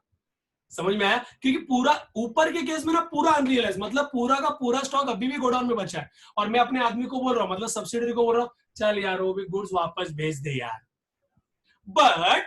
बट सेकेंड बी में पूरा स्टॉक नहीं, सिर्फ 40% स्टॉक गोडाउन में बचा है, 60% बिक गया, जो बिक गया उसके बारे में नहीं सोचने का, और जो बचा उसके बारे में सोचने का। 40% 7,000, तो यहाँ पे 7,000 आना चाहिए। हो गया।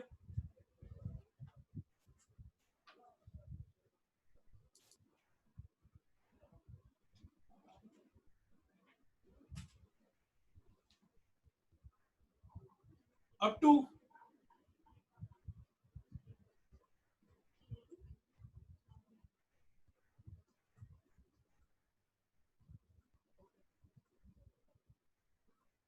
Sales by Dharani to Chalukya, sales by Dharani to Chalukya. अब बोलो sales by Dharani to Chalukya में मतलब पहले चालुक्य लिखो होल्डिंग, फिर बाद में धरनी, धरनी ने चालुक्य को भेजा, therefore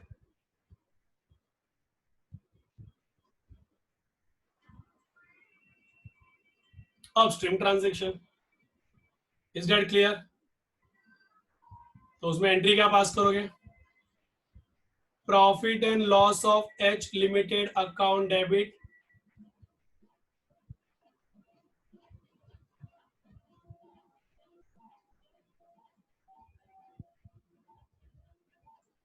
to stock of H limited, क्योंकि स्टॉक मेरे पास पड़ा है।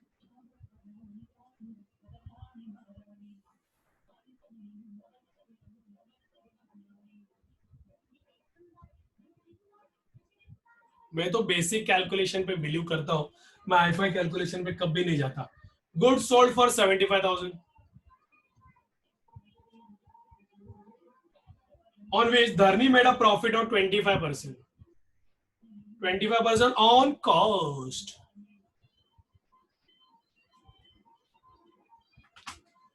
तो 75 into 25 division 125, तो 15,000 का प्रॉफिट कमाया.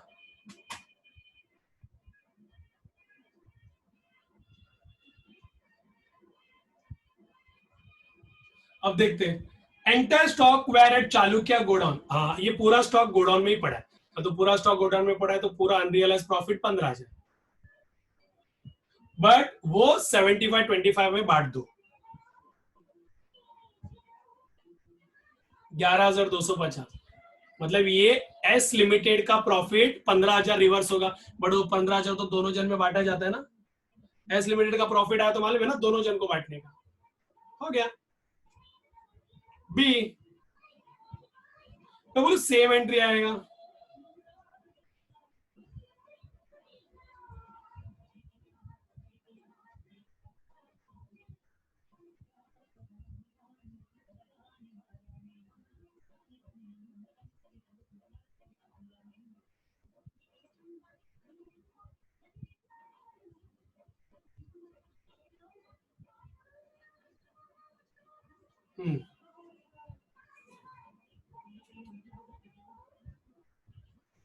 Goods costing rupees 50,000 नहीं, 90,000. Goods sold for 90,000. Profit 15% on sale price, मतलब ये 85. तो ये आएगा 13,500. तो ये आएगा 76. कितना परसेंट स्टॉक गोडाउन में? 70% of the value of goods were included in the close. मतलब 70%. 70% स्टॉक आज भी गोडाउन में है. 70% मतलब कितना हो गया रे? कैलकुलेट करने के बाद आएगा 9450.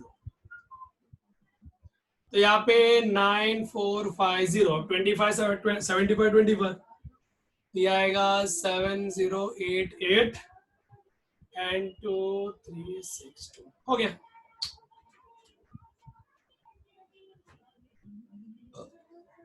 मैंने पूरा सम्स को खत्म कर दिया है.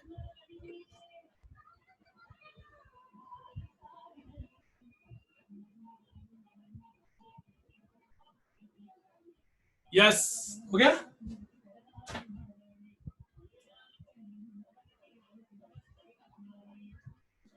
यस.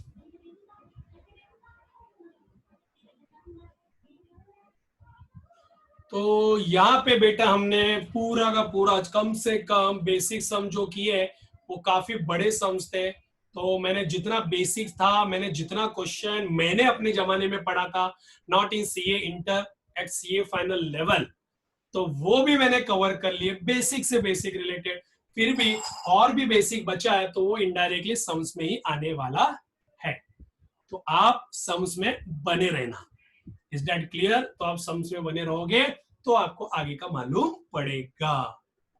Is that clear? चलो बाय, मिलते हैं नेक्स्ट वीडियो लेक्चर में. मैं सम स्टार्ट करने वाला हूं. आप बने रहना. Till then bye, take care.